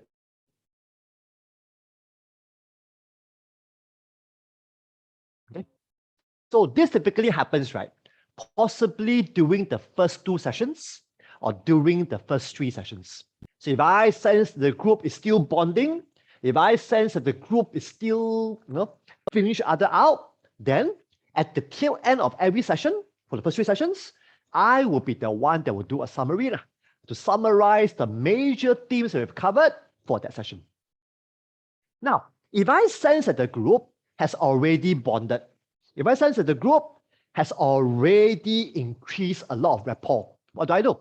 Then I want to attempt to do what I call co-summary. Means I will begin with summarizing a portion of what we covered for the session, and then I will invite another group member or possibly 2 other group members to continue with the summarizing. Okay. So why am I doing that for? You may ask. Now, my friends, whenever we lead groups, right, especially counseling group, experiential group, psycho-act group sometimes, we are always trying to find ways and means to involve the group members. Because the more group members are involved, the more ownership they feel about the group. And the more ownership they feel about the group, the more likely that will influence them to make changes outside of the group. Got it? So we found by research, not just me, I mean, a lot of research says that how much ownership they feel about the group will go a long way in deciding how much changes they will make outside of the group. Okay, so there's a close correlation between the two, basically. Okay, yeah, all right. Now, sometimes, right, if the group is really, really bonded very fast, guess what? Sometimes, doesn't happen very, very often, but sometimes when it happens, then there's even no need for me to start the summary. All I have to do is to just allocate 3 members to do a relay. Oh, John, maybe can begin, right, by summarizing what we covered for today for the first half an hour. Then Peter, you can take over to summarize what did we cover for the next half an hour. And George, you can finish off by summarizing what we did at the final half an hour. So guess what? So now there's not even a need for me to be a part of the summary. So all I have to do is allocate people to do it, And as they begin to do it, I'm hoping that will build, right, the ownership even more within the group. All right, so that's why I'm going basically with that. Okay, so you have to observe, my friends. You have to observe.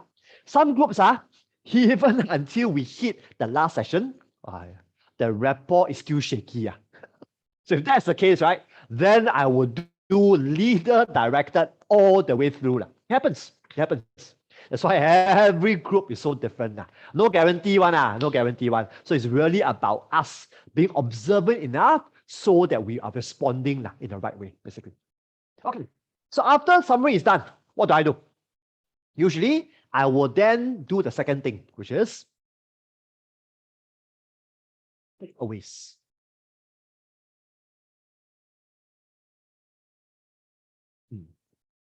Means what?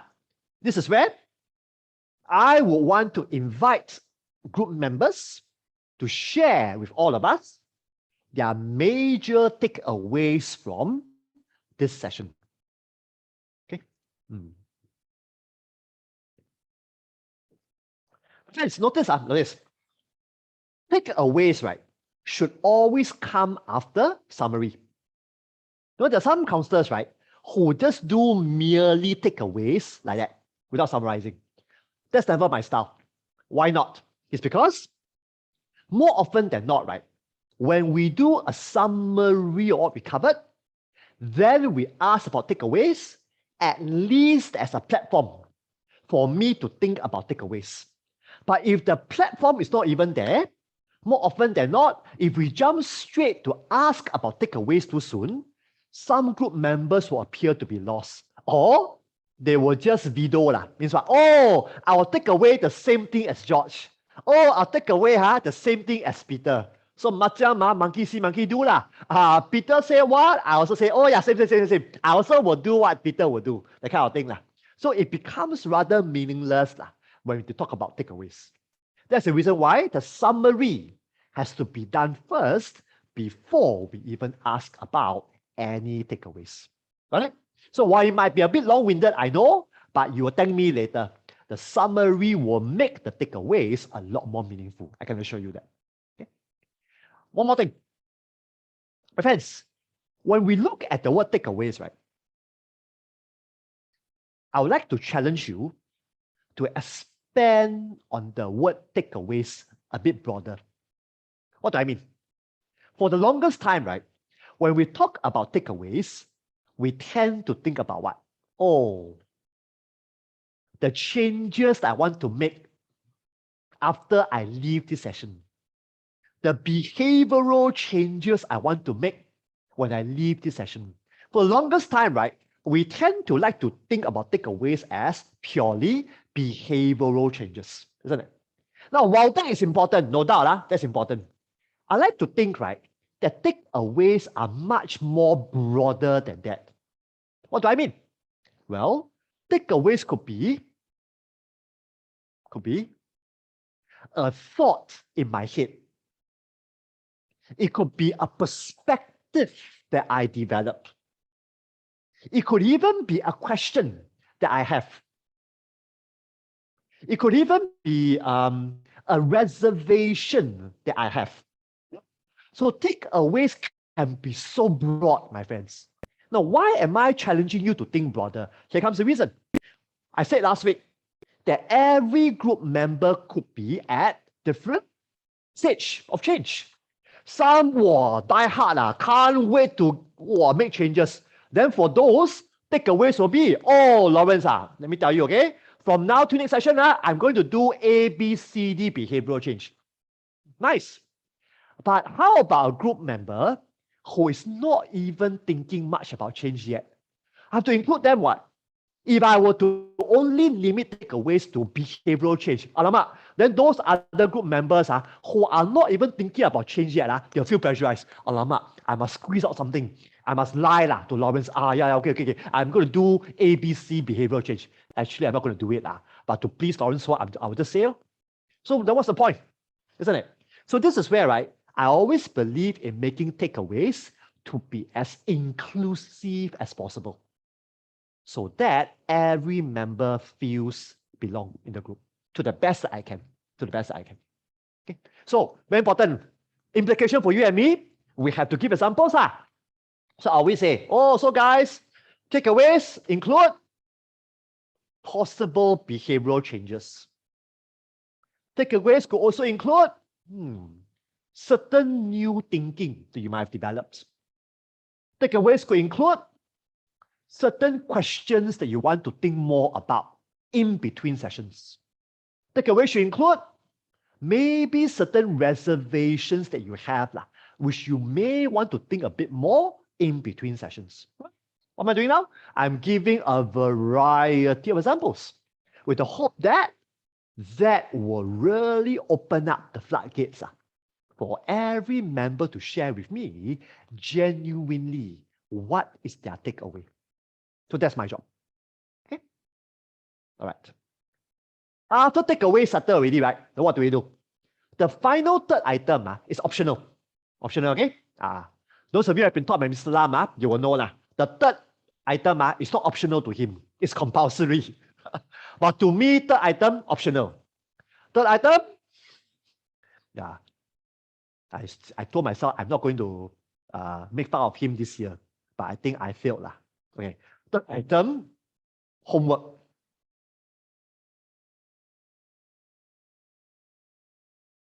Homework. Oh, my good friend Mr. Lam is a firm believer in homework. Firm believer, really, really. I know him too well. You see, for therapy, you can guarantee every session confirm got homework for you to do one. Maybe some very sophisticated journal which only he can understand. He will tell you go and read. Some textbook from some chim textbook whatever. Only he understand. The rest of us won't understand one. But there'll be homework to be done. You can bet your money on it. Now, here is where, my friends, I would like you to think a bit broader for homework, really. Similar to takeaways. For the longest time, we have been thinking about homework as behavioral homework. Do breathing exercises.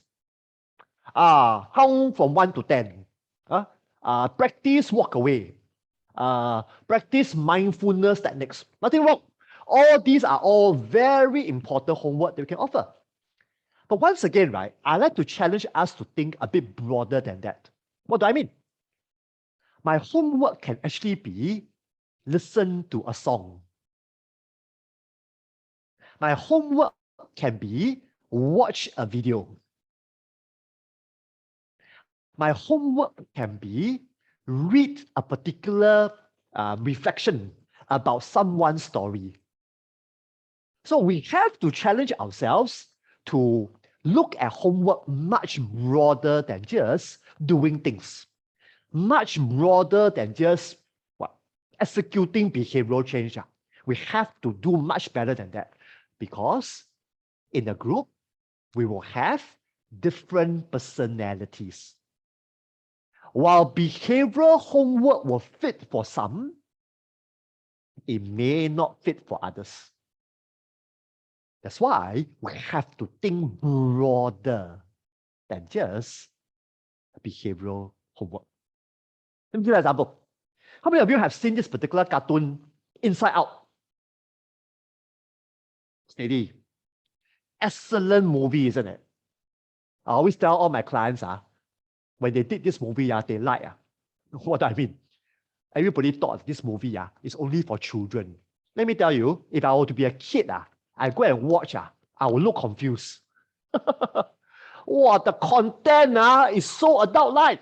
Of course, they try to make it childlike, no doubt about it. But it's so good a movie. And talks about feelings. Alamak, where can you get? So guess what? There were times where I actually got my adult group to go and watch the movie. To go and watch Inside Out. They all say, "Walao, this is for kids one." Then I say, well, if you think that it's for kids, share with me, how was it like for you after you watch it? A lot of them come back and tell me, "Wow, Lawrence, power, man. Wow, never thought that this cartoon can be so sophisticated." Yeah. Right. I remember when I led a parenting group quite a while ago, what did I do? For those of you who are a big fan of Simple Plan, what did I do? I got all the parents to go back and listen to the song Perfect by Simple Plan. After that, some parents came back and cried and told me, "Wow, Lawrence, that song really speaks to me, man." So you happen to know that song? I don't know. I don't check now. I don't check now, okay? After lesson, check it out. Very good. Same thing. I remember I did a group quite a while ago for grief. You know grief? People who lost their loved ones. Once again, that group happens to have a few rockers, those who like to listen to rock music. I got the whole gang of them to go back and listen to Green Day, Wake Me Up Before September Ends. Blur. Wake Me Up Before September Ends. The lead singer of Green Day, Armstrong, he lost his father in the month of September. And that song, it was his tribute to his father, that he really missed his father so much that he doesn't want to wake up until September ends. Come back a lot of reaction to the song. At first, I thought, don't know whether would they listen or not. Wow, oh, come back. Oh, God. Some, of course, tell me a bit noisy lah. But most of them tell me that the lyrics, while it was simple, it was so impactful. Then, for those of you, let me see, another, slip my mind, never mind, it's okay. So you come back to me. That's what I mean. We have to do way better in homework. We have to do way better than that.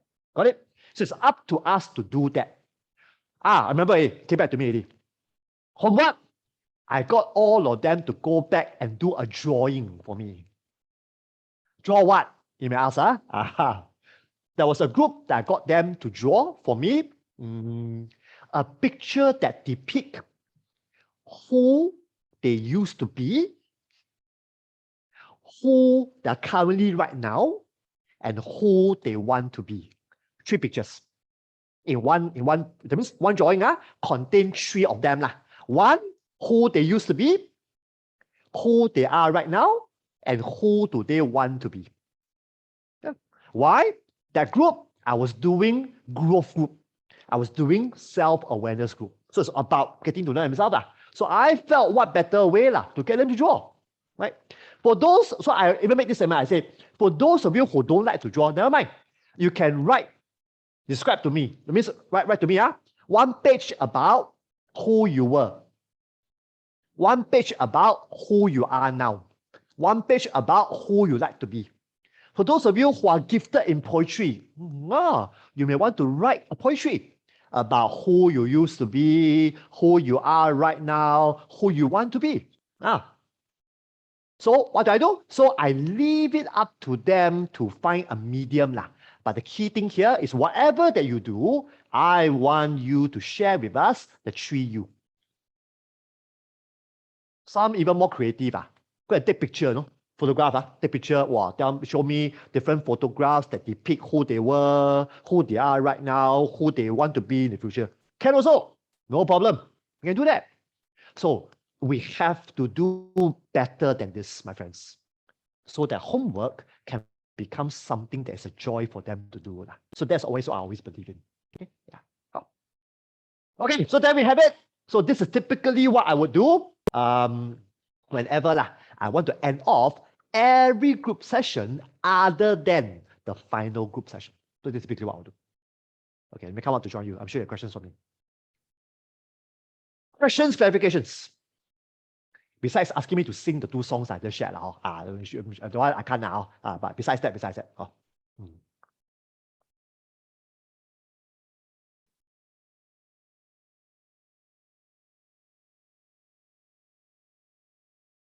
Okay, can I?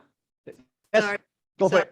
Can I ask a question? Like, of all the different type of groups, which opening and which closing work better? Like some closing that works better for teenagers, some closing that works better for adults. Like, and for closing, which ones work better for which dynamic group? Okay, good question. I like to think that all the openings I shared just now could work for all populations. I guess we probably have to figure it out. Sometimes, the opening, you could even alternate. That means, no need for you to always begin with 3 all the time. Sometimes I could begin with 3, then next time I could begin with 4, and followed by 2. So it could actually be a mixture of a few different openings, so that your group caught off guard. They thought you're going to begin with the progress skill. Never. You begin with you sharing something that you observe about the previous session. That can be done. So that also helps the group to be on their toes. Or that also challenge the group to have different levels of vulnerability as well. So I guess that will probably be what I'll do. I guess how I open also depends on whether am I leading an involuntary group or a voluntary group. So what do I mean?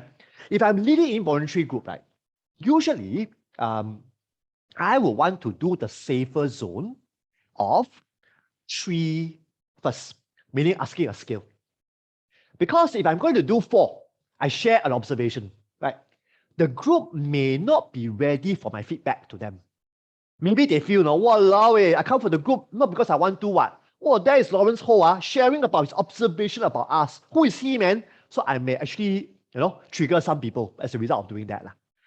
And if I were to start off by asking them to talk about their feedback about the previous session, they may not want to do that because they may really have nothing to say because they don't want to be there in the first place. So beginning with number 3 for involuntary group may actually be a safe zone to begin, in my opinion. So I guess it very much depends very much on that. Am I leading a voluntary group or involuntary group? So that will determine what I will do more often than not. Now, closing, same thing. I typically would do summary for all kinds of groups that I lead. Now, if I'm leading an involuntary group, usually I will do away with the homework.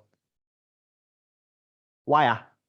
If you are in an involuntary group, the last thing that you want to think about is homework correct or not? Right? Ayo, come to this stupid group, not my idea what? Walao. Besides coming for this group, got homework to do. Wow, this is crazy, man. Don't want to come already. I'd rather be fine. I'd rather go jail. I'd rather whatever. What's the point, isn't it? So for involuntary group, I will stop at takeaways, usually. Takeaways. Yeah. So I guess this is typically what I'll consider. Well, Steph, ask very good questions, Steph. Yeah, that's right. Yeah, so that'll be what I'll do. Okay. But once again, this is just my experience. So don't be limited by my experience. Okay. Figure it out on your own when you start to lead groups. I'm sure you have your own yardsticks that you will use for your own groups as well. But this is just my experience leading different groups through the years. Lawrence, from a general question, from your experience, right? Normally in a group setting, there's always going to be a few people who they will share a lot. And then there's going to be some people that are very quiet and not. How do you, as a group counselor, make sure everybody plays a part? Good question. Now, okay, I will talk at length about this under stages of group development. But just off my head, let me just share something with Angel. Swear, right? Okay. I was going to say that I'm a minority, but I may not be. Okay. I'm a group counselor who do not believe that every group member would or should be equally participative in a group. I don't believe in that. Of course, I hope that every group member will participate. I hope, verbally. But I don't have the view that every group member should be equally vocal. I don't believe in that. Let me share with you my assumption. My assumption is this. In any group, there will be a range of extroverts and introverts. And if you happen to know introverts well, right? Because I'm not, I'm sure by now you know I'm not. I'm a die-hard extrovert for sure. But I have been with introverts well enough to know that introverts learn very differently from extroverts. How do introverts learn? They learn through vicarious learning. Means what? They benefit a lot by just listening to other people talk. They benefit a lot by observing how other group members do stuff. And so, right, after a while, I will begin to know who are the introverts and who are the extroverts. So the key thing here is this. As I look at the introverts, right, are they still engaged with me even though they may not be that vocal? That's the key thing to look out for. Because if I'm going to demand for everybody to be vocal, I think I'm not being fair as well. So I guess the key thing here is I need to stretch myself to see participation to be beyond verbal, to also include the other stuff as well. Body language, are they attentive, whether, whatever. So all these things I will have to consider generally, in my opinion. Then coming to Angel's question about shutting people up, if they are too verbal, I'll share more about the strategies that I do under the stages of group development as well. So I'll come back to that. But just for a start, I just want to get us to think about more, to challenge ourselves to go beyond looking at participation as just verbal. Okay. And I say this in particular. I say this in particular to I say this in particular to all my extroverted friends here, my friends. If I'm extrovert, all the more we have to challenge ourselves to look beyond participation as just rah-rah, you know. I remember when I first started to lead a group, I was so shallow. I only placed my yardstick on how rah-rah the group was, how rah-rah every group member was, until I got scolded left, right, center by my supervisor. Yeah, she really scolded me very hard. She said, how can you have such a shallow definition about participation? And I remember the scolding really woke me up. It really got me to really see that participation comes in different forms. Of course, verbal will be one of them, but there are also other things I should be looking out for as well, basically. So something to think about, even if you get as you begin to lead groups. Second question, Angel, thanks for asking that. So I'll come back to answer the part 2 later, under situations of group development. Yeah. Okay, continue. Now let me get to the second technique. Okay, come. So before that, Rebecca asked a question. Okay, about group member. Okay, I will come back. Rebecca, I will reply you also later. After I talk to Nobab. Okay, so where was I? Okay, now let's go back to look at the let me see. Okay, second technique. Okay, here we go. Okay, so now second technique under the essential category is attending. Could I invite you to read through this particular page? Page 31, spilling over to page 32. Very short only, then we'll talk about it. Okay.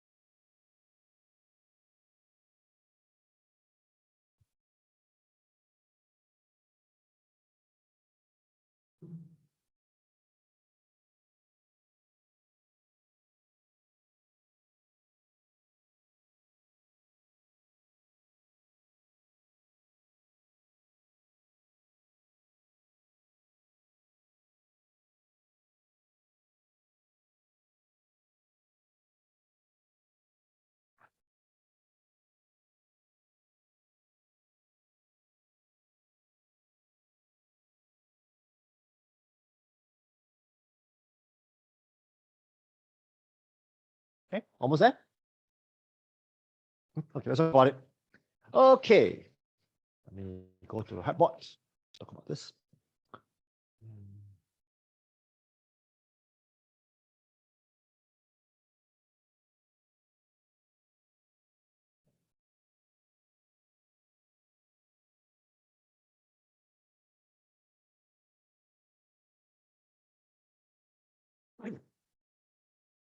My friends, whenever you look at the technique called attending, I want you to always think about the words being attentive. Okay. So the word attending basically simply just means we need to be attentive during session. Okay, yeah, that's right. Okay. Now, and when you look at the word attentive, right, I want you to zero in to focus more on our non-verbal behaviors.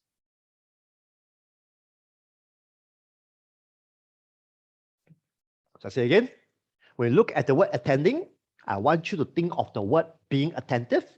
When you look at the word being attentive, I want you to think about zeroing on our non-verbals, meaning we want to use our body to show attention to the group. We want to use our non-verbal behavior to show to the group that we are being attentive. Okay. Now, if you want a team word, a very deep word lah, for attentive, right? The deep word is called presence.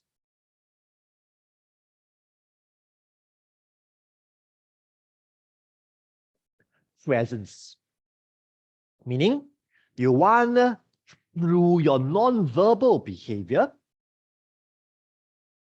to establish a presence in the room. And what sort of presence? We hope that the presence that we portray in the room will be a therapeutic presence. A therapeutic presence. That means, right, no need to say anything one. Just by us being there, just through our non-verbal, the client can't wait to share more with us. The client experiences us to be, wow, so eager to want to hear their story. That's what we mean by the therapeutic presence. Okay. Not easy to do. It will take a while to get it, but you will get there one sooner or later. Okay.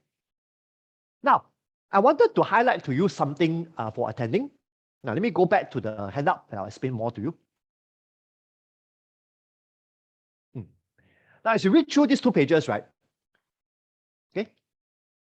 The major keyword that I want you to take away from is this word called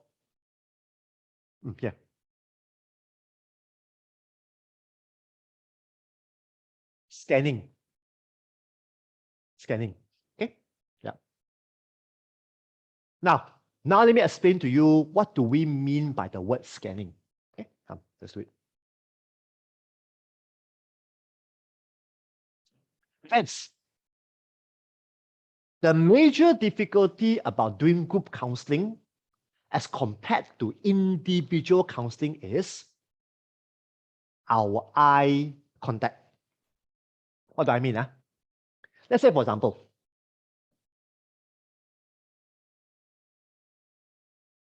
I'm leading a group of 8 people. Let's say I'm here. LH. I'm here. Let's say I got 4 people here. I got 4 people here. Now, let's say, for example, let's give some names, okay? Let's say we have John, we have Peter, we have George, we have Matthew, we have We have Anthony, we have James, we have whatever, just leave it here. Let's say, for example, Matthew shares something in the group. Now, typically in individual counseling, what do? All I have to do is I just look at Matthew I just look at him, I give him the fullest attention, isn't it? If I were to do it in the individual counseling setting, isn't it?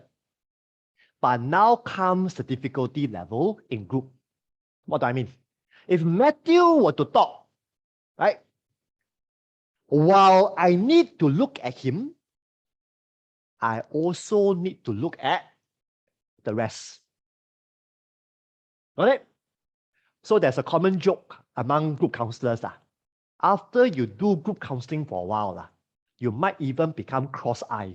You know, one eye look this direction, another eye, because that's what we are trained to do. So probably you're going to ask me, Lawrence, why? Why is there a need that when someone talk in the group, why must I look but yet look elsewhere? Here comes the reason. Remember, last week we talked about the idea of interpersonal, the idea of process.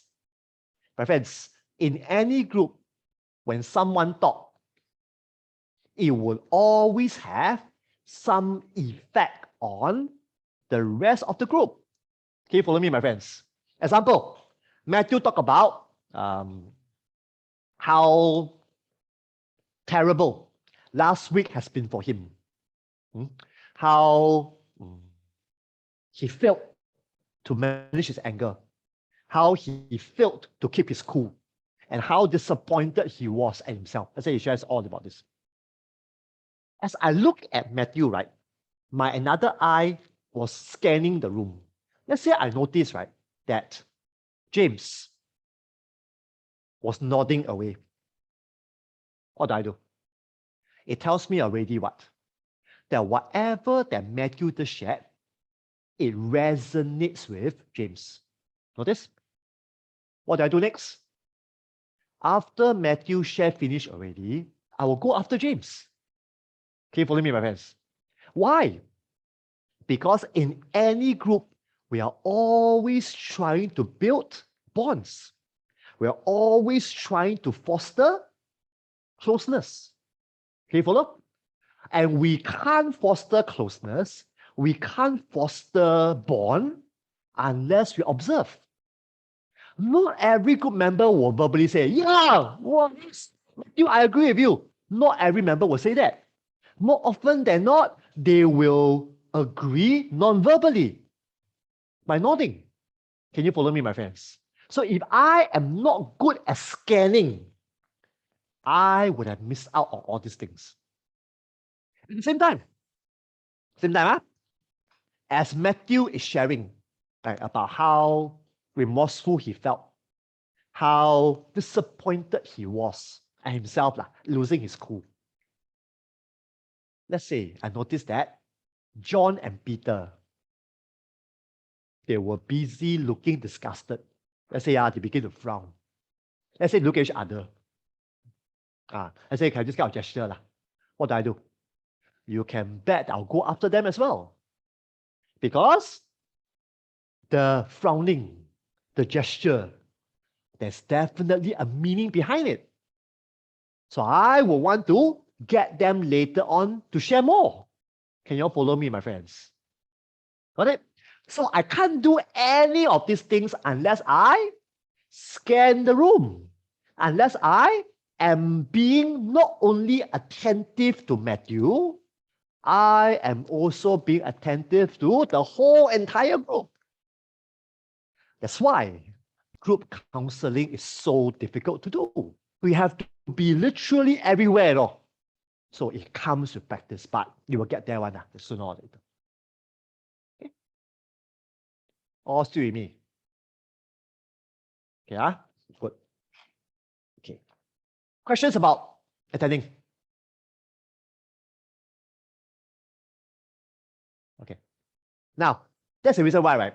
Last week I said, if you can afford it, try to be first a co-facilitator before you become a main facilitator.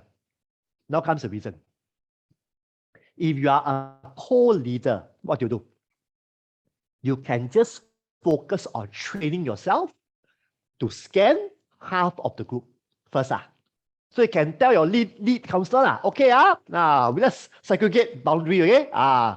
You take care of this side. I take care of this side. So at least, right, for a start, you are able to just focus on a small part of the group. Got it? And as you get used to doing that, when you eventually lead a whole group, the learning curve will not be that steep for you. Okay, follow me? That's why it always pays when you are understudying someone first before you assume full responsibility later on. Oh, okay, so that's why I propose that for you. Okay, there we have it. The two techniques that falls under the essential category. Okay, now moving on to look at second category, which the authors use the word passive responses. So here we go.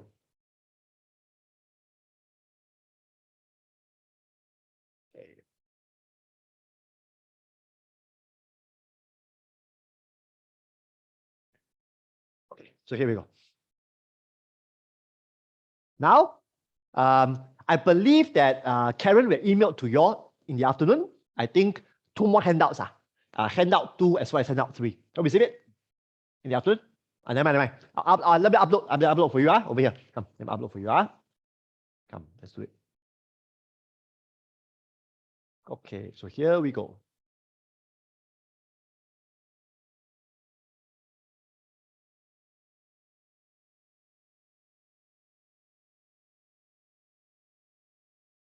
Okay, it's quite a big file. Just give me a while. It's uploading. Okay, it's there already.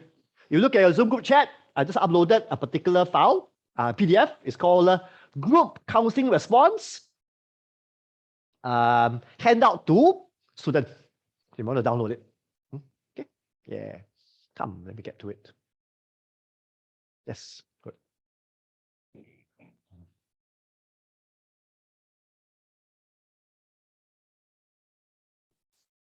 I'll download it.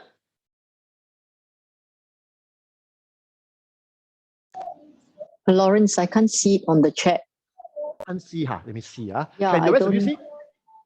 Can see, right? The rest of you can see, huh? Okay, let me see how. Okay, can I trouble Bernie to email to Angel for me? Bernie, can you help me to do that? Okay. Thank you. Yeah. Anybody else who you. can't see? Those who can't see, you can type out your names. No need to type out. I mean, as in, you can indicate in your Zoom chat. Then I'll just trouble Bernie to email to you. Yeah. Okay. Good. So we have Dino. Okay. Yeah. Then Rabati, Georgina as well. Good. No problem. Okay. Yeah. Jermaine as well. Anyone else who can't see it?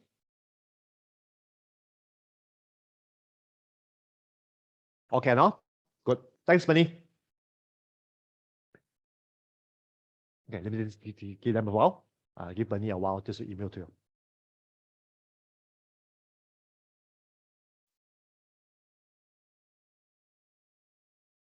Sorry, can you just give me your email address? It will be faster. Good. Good. That's a good idea. That's right.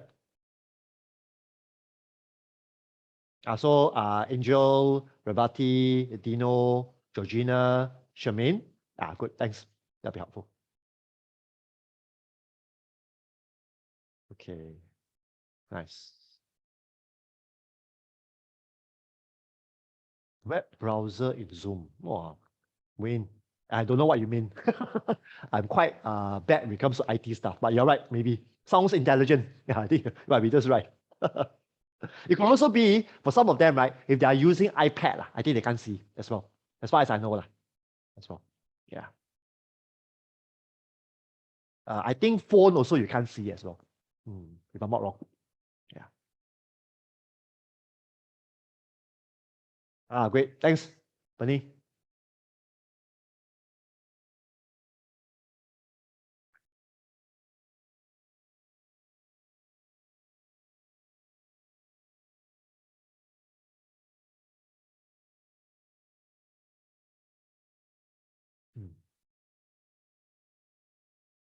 Okay. All downloaded. Anybody missing it? Okay. Good. Steady. So here we go. So now, look at time.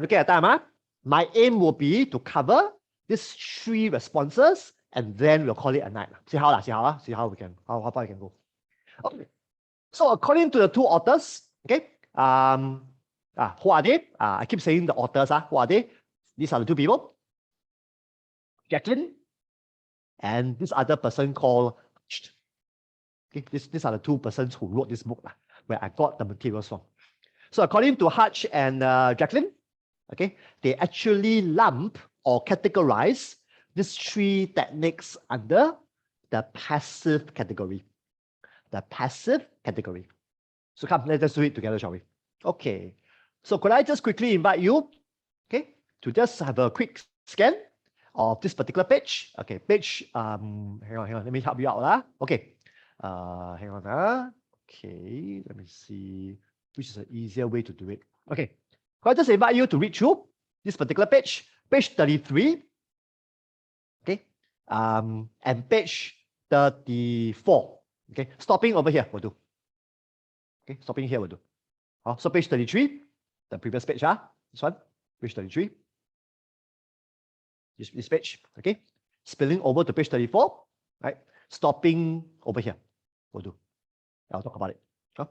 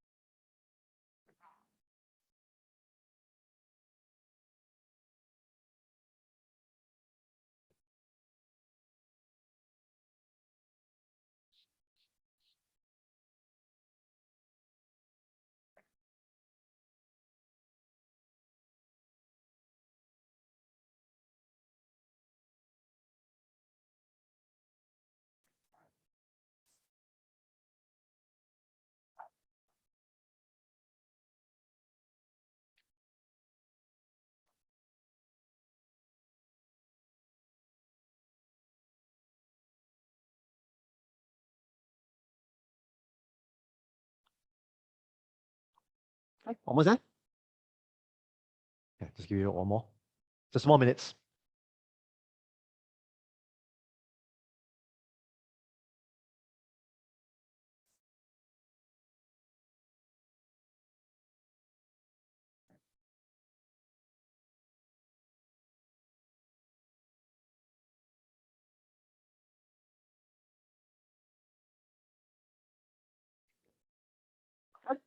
Okay, let's talk about it. All right. Back to my whiteboard.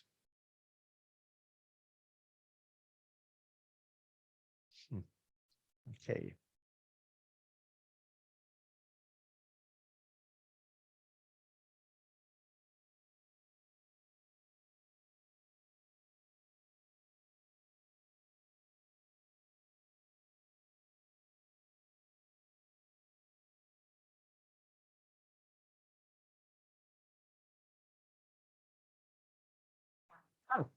First and foremost, I want to talk about the intent behind why we would use paraphrasing, empathizing, and giving feedback. Remember? Recap again. What seems to be the three intents? To acknowledge, to explore, and to challenge, isn't it? So, more often than not, whenever we are doing paraphrasing, when we are doing empathizing, or giving feedback, our first intent is usually to acknowledge.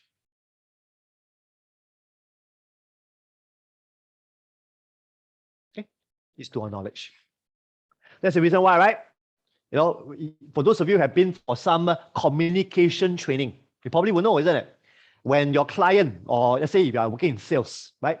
When your potential customer were to say something to you, what are we called to do? We are called to paraphrase what they told us. Why? It's so that when we do a good paraphrase, it will lead our potential customer to feel acknowledged. And when they feel acknowledged, that may increase the possibility of them buying something from us, right? So the feeling of being acknowledged should never ever be underestimated. Okay, so if I were to be you, right? Everybody in this world, we want to feel acknowledged. Got it? So more often than not, we do paraphrasing, empathizing, giving feedback is to really make our group members feel acknowledged. Okay, that's the first intention. Now let me unpack for you the similarities and differences between all three of these responses. Okay, then we go a bit more deeper into it. Okay, first let me talk about paraphrasing.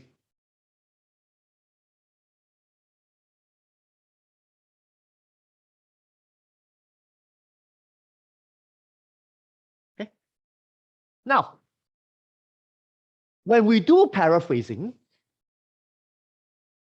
we are really trying to get the of the client correctly. So what do I mean? More often than not, the focus of paraphrasing is really more about getting the facts of what the client told us accurately. So that's the focus for paraphrasing. Okay? Yeah. Now, when we look at empathizing,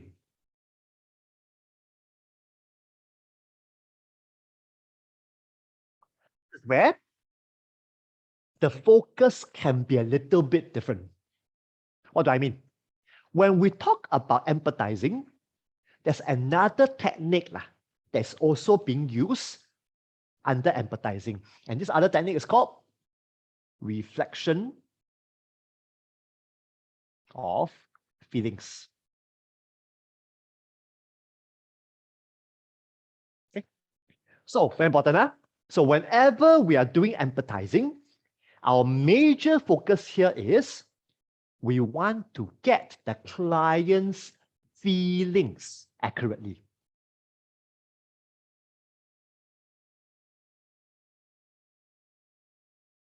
Up to this point, can you follow me? Okay. So one is about getting the facts accurately. The second is about getting the feelings accurately. Okay.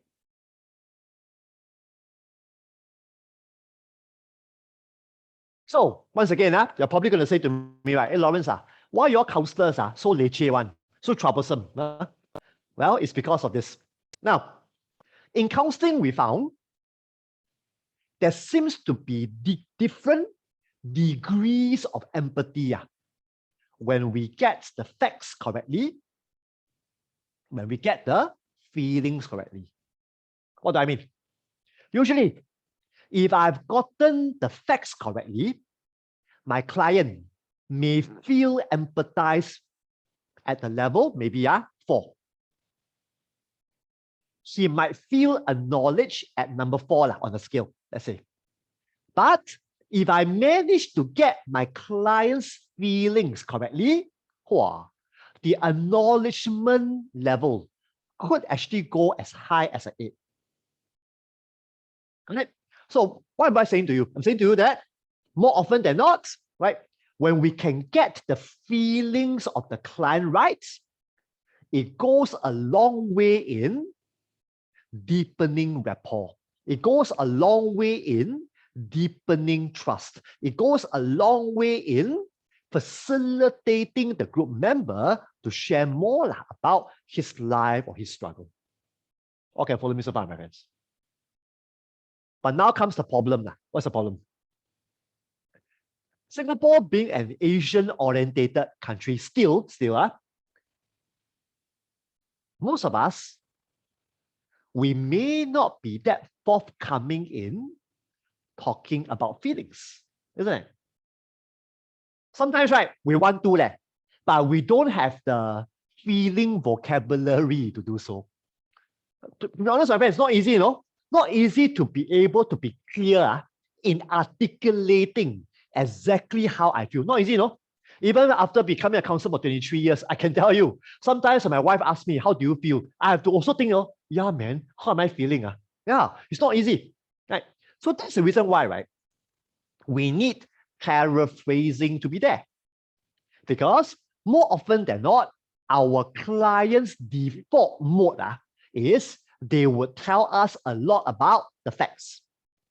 They will tell us a lot about what happened to them. Example, this morning I went to work, my boss no reason, called me to his office, scolded me, left, right, center. What am I saying to you? I'm saying to you facts, isn't it? I haven't really told you much about feelings, have I not? But as I tell you the facts, you can already infer about the feelings. Can you all follow me?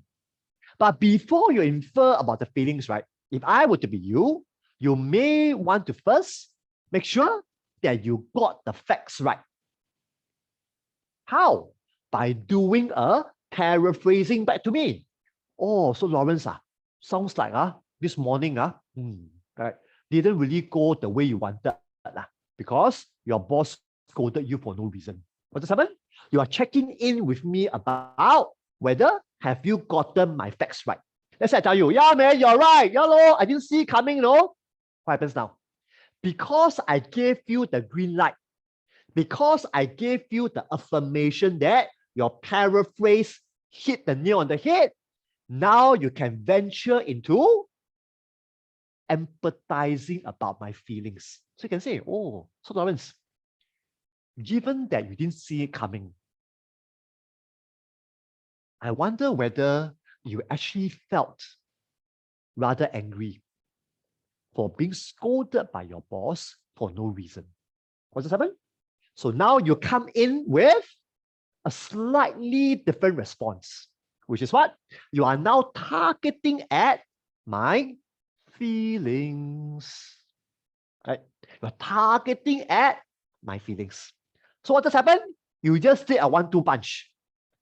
First, you punch me by making me feel acknowledged that you got my facts right. Then you came in with another punch. Make me feel acknowledged that you have forgotten my feelings right. Can you follow me, my friends? So the 1-2 punch, hopefully will make me feel really, really empathized by you. So that it will go a long way in increasing trust, increasing rapport, and facilitating me in telling you more about what is going on in my life. Up to this point, I'll assume, yeah. Okay, got it? Now, some mechanisms to remember when you do paraphrasing or empathizing. First mechanism. Okay. This is a different color. Okay. Different color. Okay. Now, some guidelines to remember.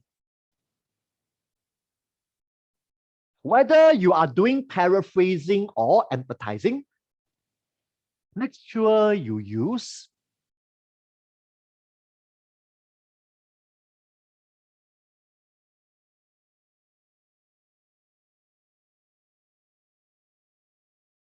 tentative language. Tentative language.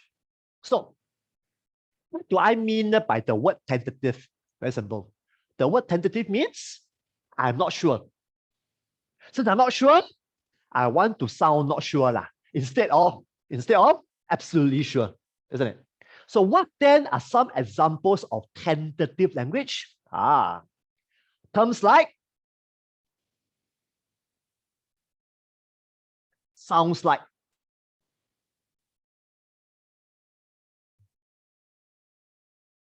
looks like,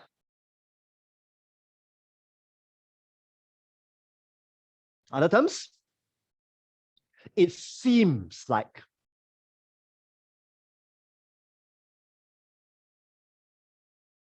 or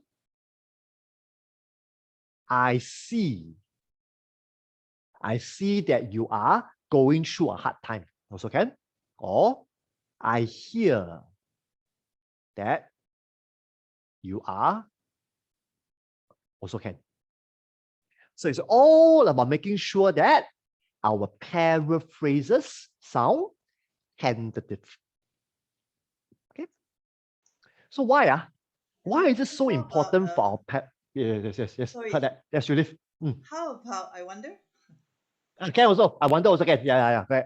That's always my trademark. You all can count number of times I say I wonder. I like to say I wonder a lot. I like to say I guess a lot. Yeah, that's right. Oh yeah. Thanks, Judith. I wonder also can. So I wonder whether you are going through a very difficult time at work. Also can. So yeah, we can do it as well. So the whole idea here is we want to sound tentative so that it's a lot more pleasing to our group members' ears.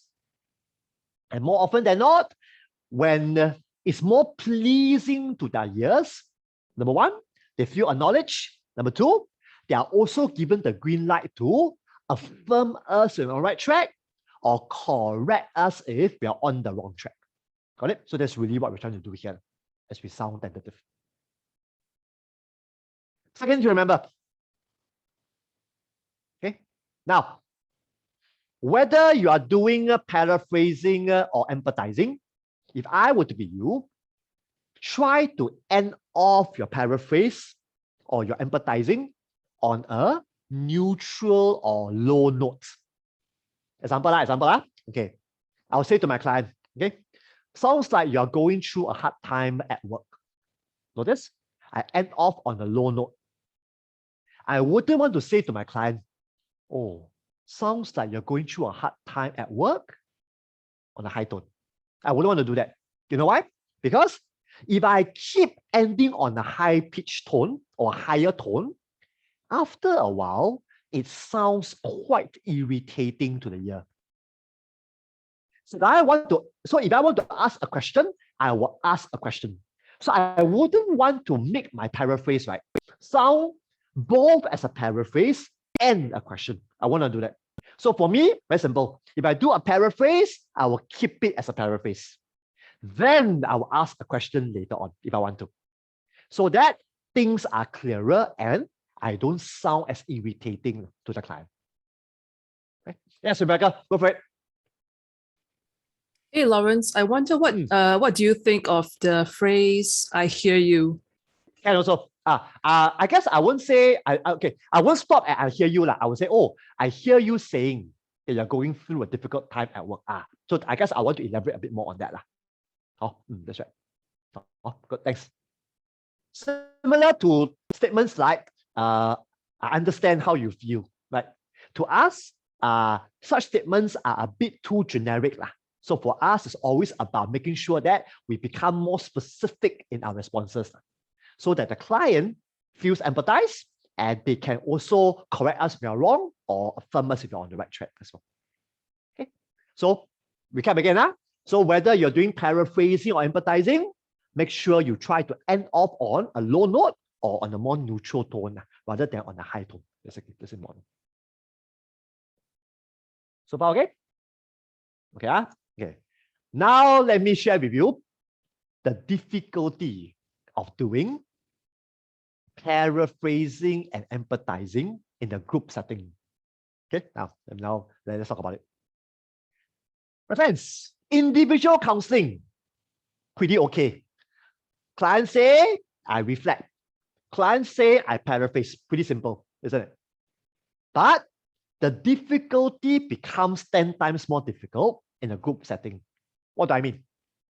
Now, in a group setting, right, I shouldn't only be focusing on paraphrasing individual messages.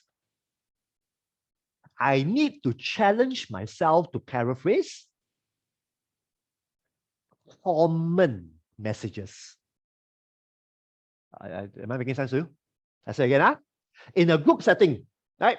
I have to go beyond paraphrasing individual members' messages. I need to challenge myself to also be able to paraphrase common messages. What do I mean? That's why I mentioned to you, whenever we lead a group, we are always trying to look for commonalities. Why? So that it will bond the group together. It will bind the group together. So because I need to look out for commonalities, it means what? It will test me on my listening ability. It will test me on my ability to pick up on themes which are common. So example, let me go back to my whiteboard where I drew for you the 8 guys. Okay, back here again. Go back again. Okay, here. Back to this diagram again. Let's say, for example, after Matthew shared about how disappointed he felt about losing his cool and his wife, and how remorseful he felt as a result of that. What just happened? He mentioned 2 feeling words. He mentioned about how remorseful he felt. He mentioned about how guilty he felt, for example. What do I do? Now, if I am just seeing Matthew one-to-one, very simple. I would just say, oh, so Matthew, sounds like you are feeling a sense of regret, a sense of guilt when you lost your cool on your wife last week. Straightforward, nothing too difficult. I'm just reflecting, I'm just empathizing to Matthew, what he told me under feelings, nothing to it. End result, Matthew will hopefully feel acknowledged, and I hope he'll feel understood, no doubt about it. But I have to go beyond just doing this with Matthew. What do I mean? Earlier on I said, right, as Matthew shares, I need to be scanning around the room, isn't it? So as Matthew shares about how remorseful he felt, how guilty he felt, let's say I notice James is nodding away. What do? So now I want to turn to James. I hope as I turn to James, I can say, oh, James, I noticed you nodding just now as Matthew was sharing about his encounter last week. I wonder what's behind the nod. Let's say James shares, oh, Lawrence, just like Matthew, I also felt rather remorseful. I also felt rather guilty because I too lost my cool at my wife last week. What do I do now? So now I will instantaneously do an empathizing response that ties Matthew and James together. How will I do it? I'll say, oh, it seems to me that both Matthew and James are feeling remorseful. They are feeling guilty about what happened last week with their spouses. I'm there already. Are you with me? So notice, right? Now it tests us on a few fronts. It tests us on our ability to not only be a good individual listener, but it also tests us on our ability to listen for themes, listen for commonalities, so that we can respond by tying things together. That's why group counseling really tests you manifold. So I hope you can begin to see. That's why, right? If you accumulate enough individual counseling hours, when you get to group counseling, it will be less of a culture shock. If individual counseling, we struggle. Can you imagine? When I get to group, I confirm will be overwhelmed. That's why the individual hours becomes training ground for you and me before we get to the group arena. That's important to remember. So far, you're still with me. Okay, good. So with that, come, let me indicate to you some responses in the handout, which is quite cool. And then I'll talk about giving feedback. Okay, hang on. Hang on. So if I were to bring you back to, back to the handout. Take a look. Can you see some of the responses here? Very nice. Here.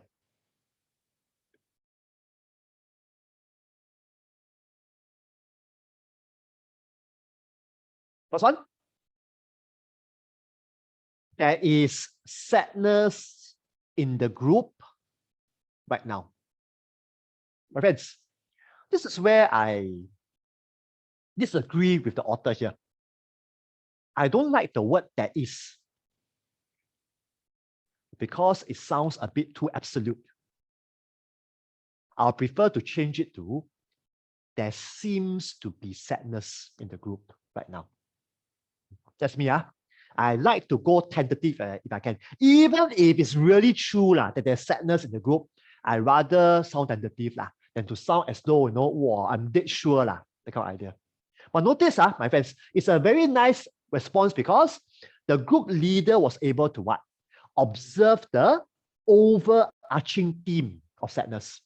Not easy, So he or she probably have been tracking.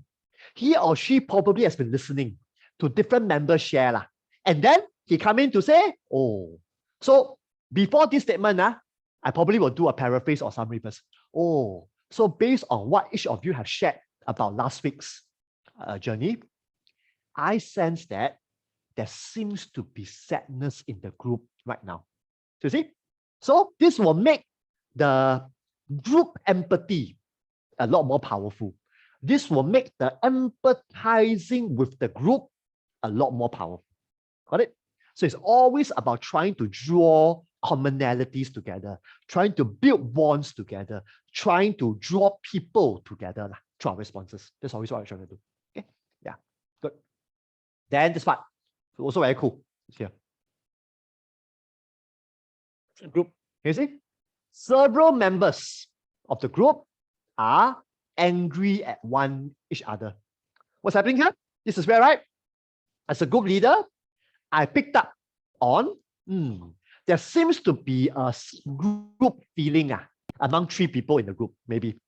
So let me go back again to my drawing. Okay. You said this now, right? Let's say as Matthew was sharing about how remorseful, how regretful, let's say our dear John and Peter, they are frowning away.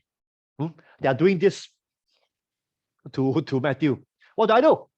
I go to them. Oh, John and Peter, I noticed you guys frowning as Matthew was sharing about his week. I wonder what seems to be behind the frown. Let's say the two of them share. Hiya. Matthew is too weak.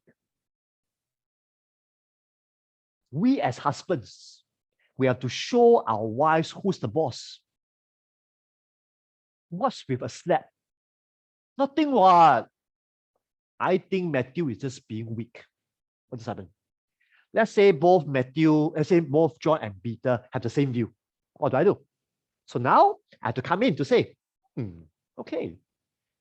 I seem to notice that there are two different kinds of responses so far in our group. Matthew and James seems to have this common feeling of feeling regretful, feeling remorseful about what happened to them last week. At the same time, John and Peter seems to be having a different set of feelings. Notice? So now I am what? I am attending to, empathizing to different group feelings. Why? So that I'm showing acknowledgement to both camps. If I only show acknowledgement to the camp of Matthew and James, I run the risk of losing John and Peter. Can you follow me, my friends? That's why it's so important for us to at least still show acknowledgement. Then what do I do next? Then I will want to open up the floor for the other members who are quiet. So I will say, oh, so I wonder, for the rest of us, George, maybe let's say George, Anthony, Mark, for example, what is your take about what was being shared so far? So now I'm inviting the rest of the other group members to chip in to share. I'm hoping that the other group members, right, may also have some commonality feelings, either with Matthew and John and James, or with John and Peter. And from there, I can begin to do some work. Are you all still with me, my friends? So it's really about really going with the empathizing track, generally. Okay. Looking at time, finally. Let me cover giving feedback. Very simple one. Giving feedback. Now, giving feedback, right, is something like this.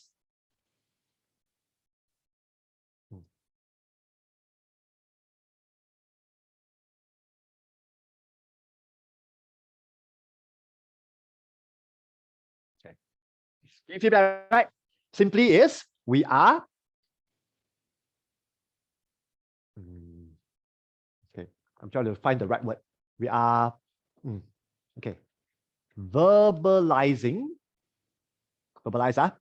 our observation about group members' behaviors in the group.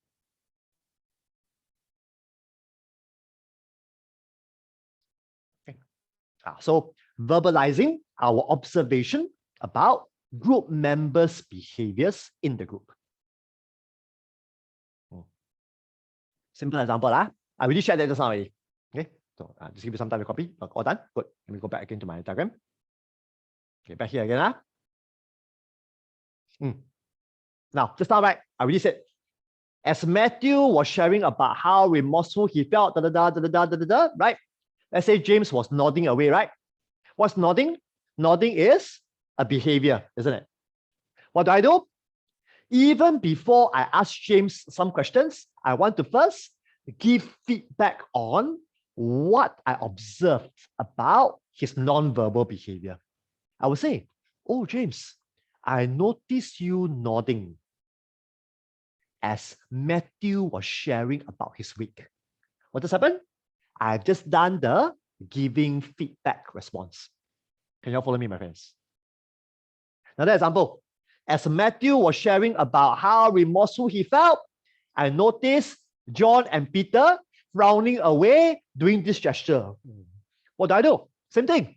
I will then go to John and Peter and say, oh, John and Peter, I noticed that the two of you were frowning and gesturing as Matthew was speaking about his week.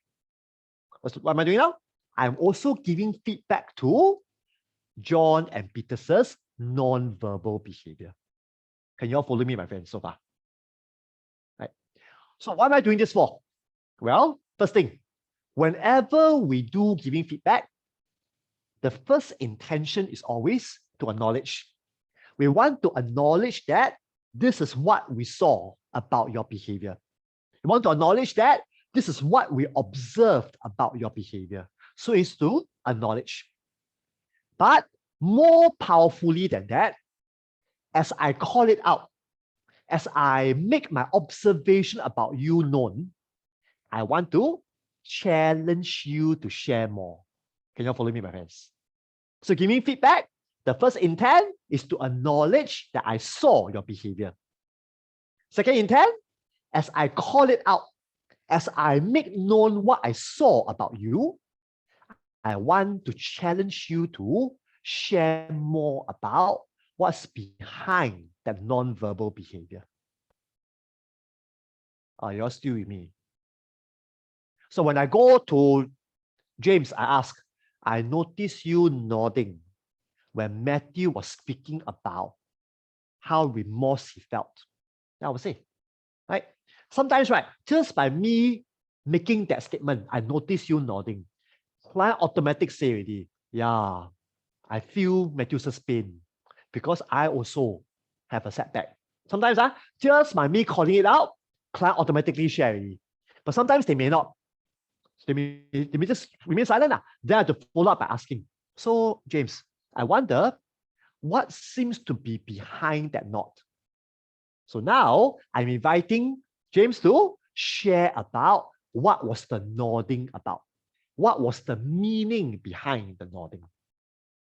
Can you all follow me so far, my friends? So no matter what I'm doing here, I'm acknowledging that I'm challenging the group members to be sharing more within the group. That's what I'm trying to do. Okay, better come out to join you. Look at your faces. I think I stretched you too much already. Good. Okay. Questions, comments about whatever that I shared about paraphrasing, empathizing, and giving feedback. Hope I was clear.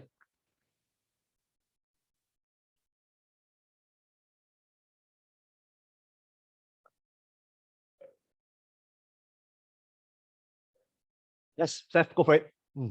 Sorry, one more question. Go for But it. let's say when you're in Yes. that, when you're handling a group that's involuntary, and Yes, then you correct. give the feedback about how they are not, or how they reacted, wouldn't Yes. that cause them to Trigger them. pull away Yeah. from the group rather than Yeah. to bond with Good the question.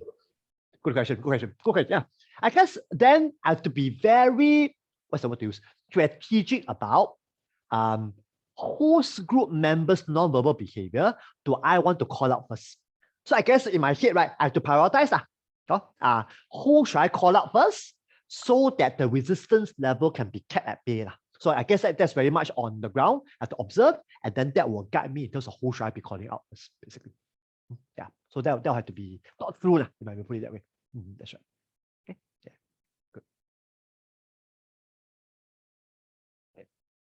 Other comments, questions for me? Lawrence, can I ask? Yeah, Judith. I mean, between paraphrasing and feedback, could you get confused with questions you ask sometimes? I mean, can it be? Can you speak a bit louder, Judith? Can you speak a bit louder? Paraphrasing and feedback. Yes. Could it be intertwined sometimes? Could it be confusing in a way? Good question. Good question. Now, I suppose, right, an easy way to distinguish the two will be, for paraphrasing, we are really targeting at the facts within the story. Whereas for feedback, right, I'm really targeting at the client's non-verbal behavior. So I suppose this will be an easier way to distinguish the two. So paraphrase is based on what the client told me verbally, what is the facts which I want to get right. Whereas for giving feedback, it's about me noticing my client's non-verbal behavior and me making it known to the client. because I want to know what is the meaning behind his or her non-verbal behavior. So I guess that's a major distinction between the two, if you ask me. Oh, Julie, so I hope I was clear in some ways. Yeah, cool. Thanks.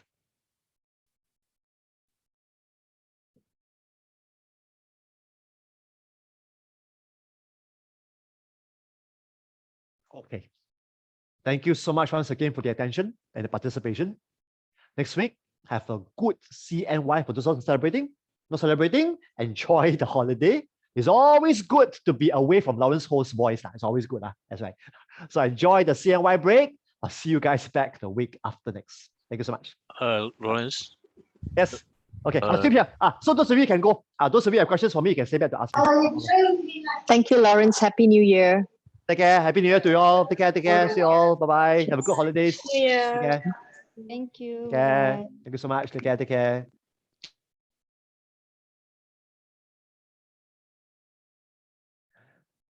Okay, Eugene, go for it.